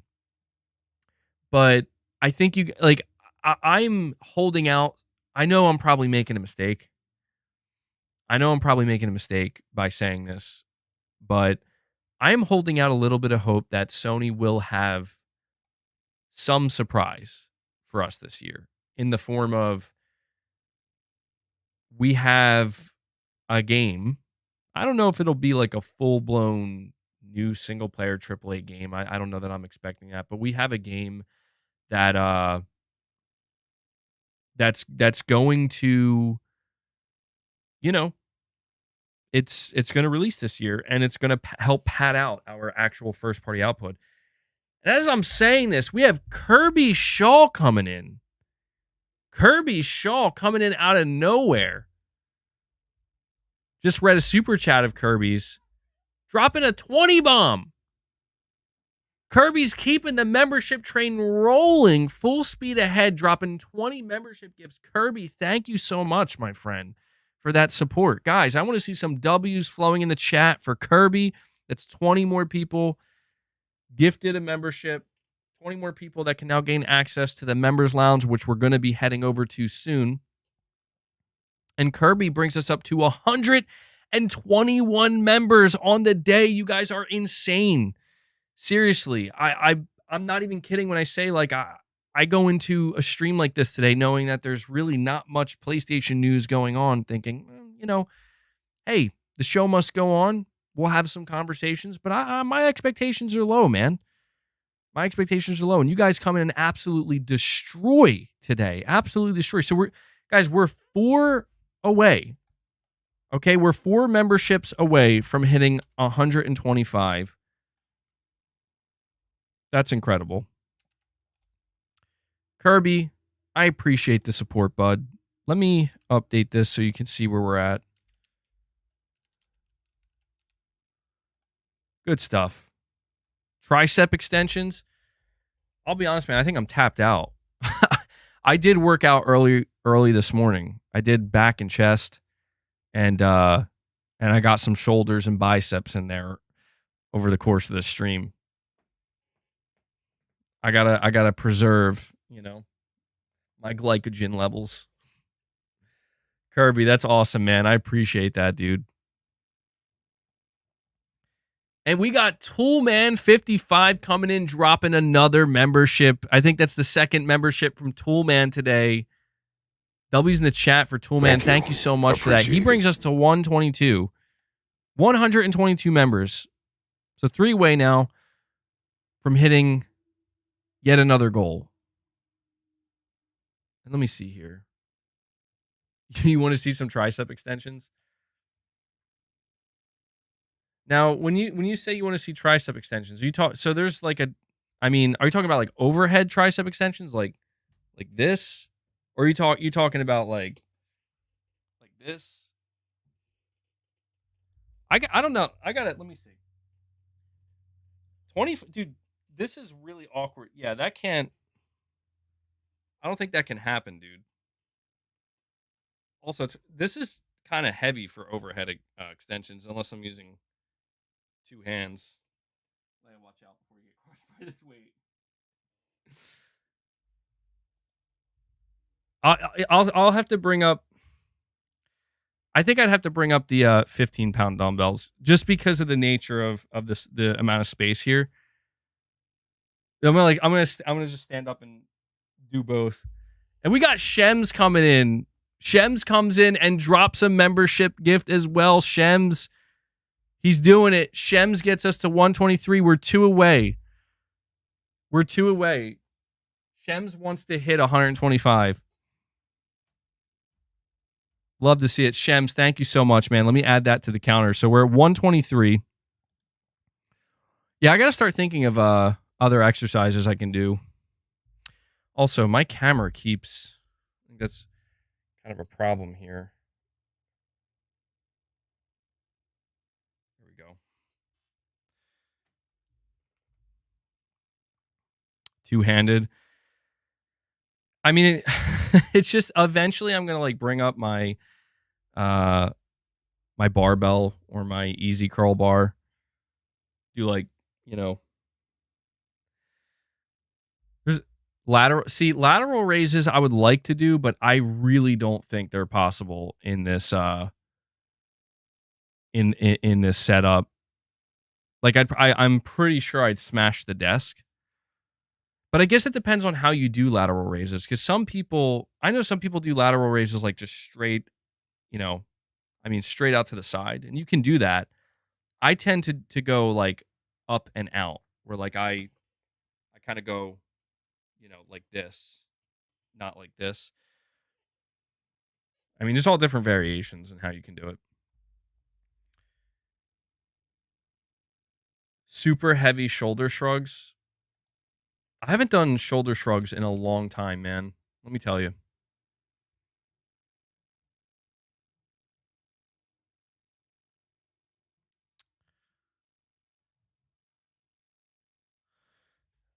This YouTuber went live on accident after announcing their dog died. Readers added context. With community notes, the YouTuber did not go live on accident. They were recording a YouTube video and were ordering her kid to pose while crying on camera for views, but they accidentally left the clip while they were editing. The video was later deleted alongside with her channel. Holy shit. What, dude, why do people do that? That's horrible. Exploiting your kids like that. Sorry, I went on Twitter for a second and I just immediately get sucked in that rabbit hole. And dude, Shems is like, I'll do it. Shems drops another membership gift. Guys, who's going to do it? Somebody's got to do it. You don't have to, but I just feel like somebody's going to do it. One last membership to get us to 125. Who's going to do it? Anything for views? Yeah, to me, that's just fucking nasty. That's real nasty. Like, dude, don't exploit your kids like that ever. That's horrible. If like there's so many other ways you could like try to get views. Keep your kids out of it. Like, fuck, man. Titus does it. He does it. Crazy Arnold for you guys. Holy You did it. 125 memberships gifted. Unbelievable. And Toolman tried to get it. Toolman55 dropped another membership, and he brings us to 126. Seriously, you guys are nuts. I can't believe that, man. I can't thank you guys enough. I know for some people, it might get really old and really annoying, and maybe even be a little bit obnoxious to an extent. But I have to just listen.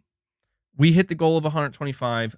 I'm going to be setting up the members lounge in just a minute now. Okay. So anybody who is a member, please join me over there. We're going to hang out and chat for a while. But before I go, I do want to thank you guys, big time, because Shems, you're saying you're out of funds now. Well, hey, I really appreciate that. To everybody who shows any type of support, whether that's through one membership gift, multiple gifts, super chats. It has been truly, like, it's legitimately life-changing that I feel like I don't have to I don't have to live or die by YouTube's rules and algorithm, and you know, I don't have to necessarily partake in the so-called rat race, you know, where it's like I have to just fight to to just try to get as many viewers as possible because that's the only way I can survive and keep this channel running. Instead, I have an amazing community here that sponsors the content, sponsors the channel, and allows me to do this. And I just really want to make sure you guys understand how much I appreciate it. I do not take this for granted. Sitting here to 126 members on a Monday talking about the current state of PlayStation, I mean, that's a dream, man. So I really appreciate that. Seriously. So with that being said, I am going to be setting up the members lounge. It's probably going to go live in, I'd say, the next 10 or so minutes.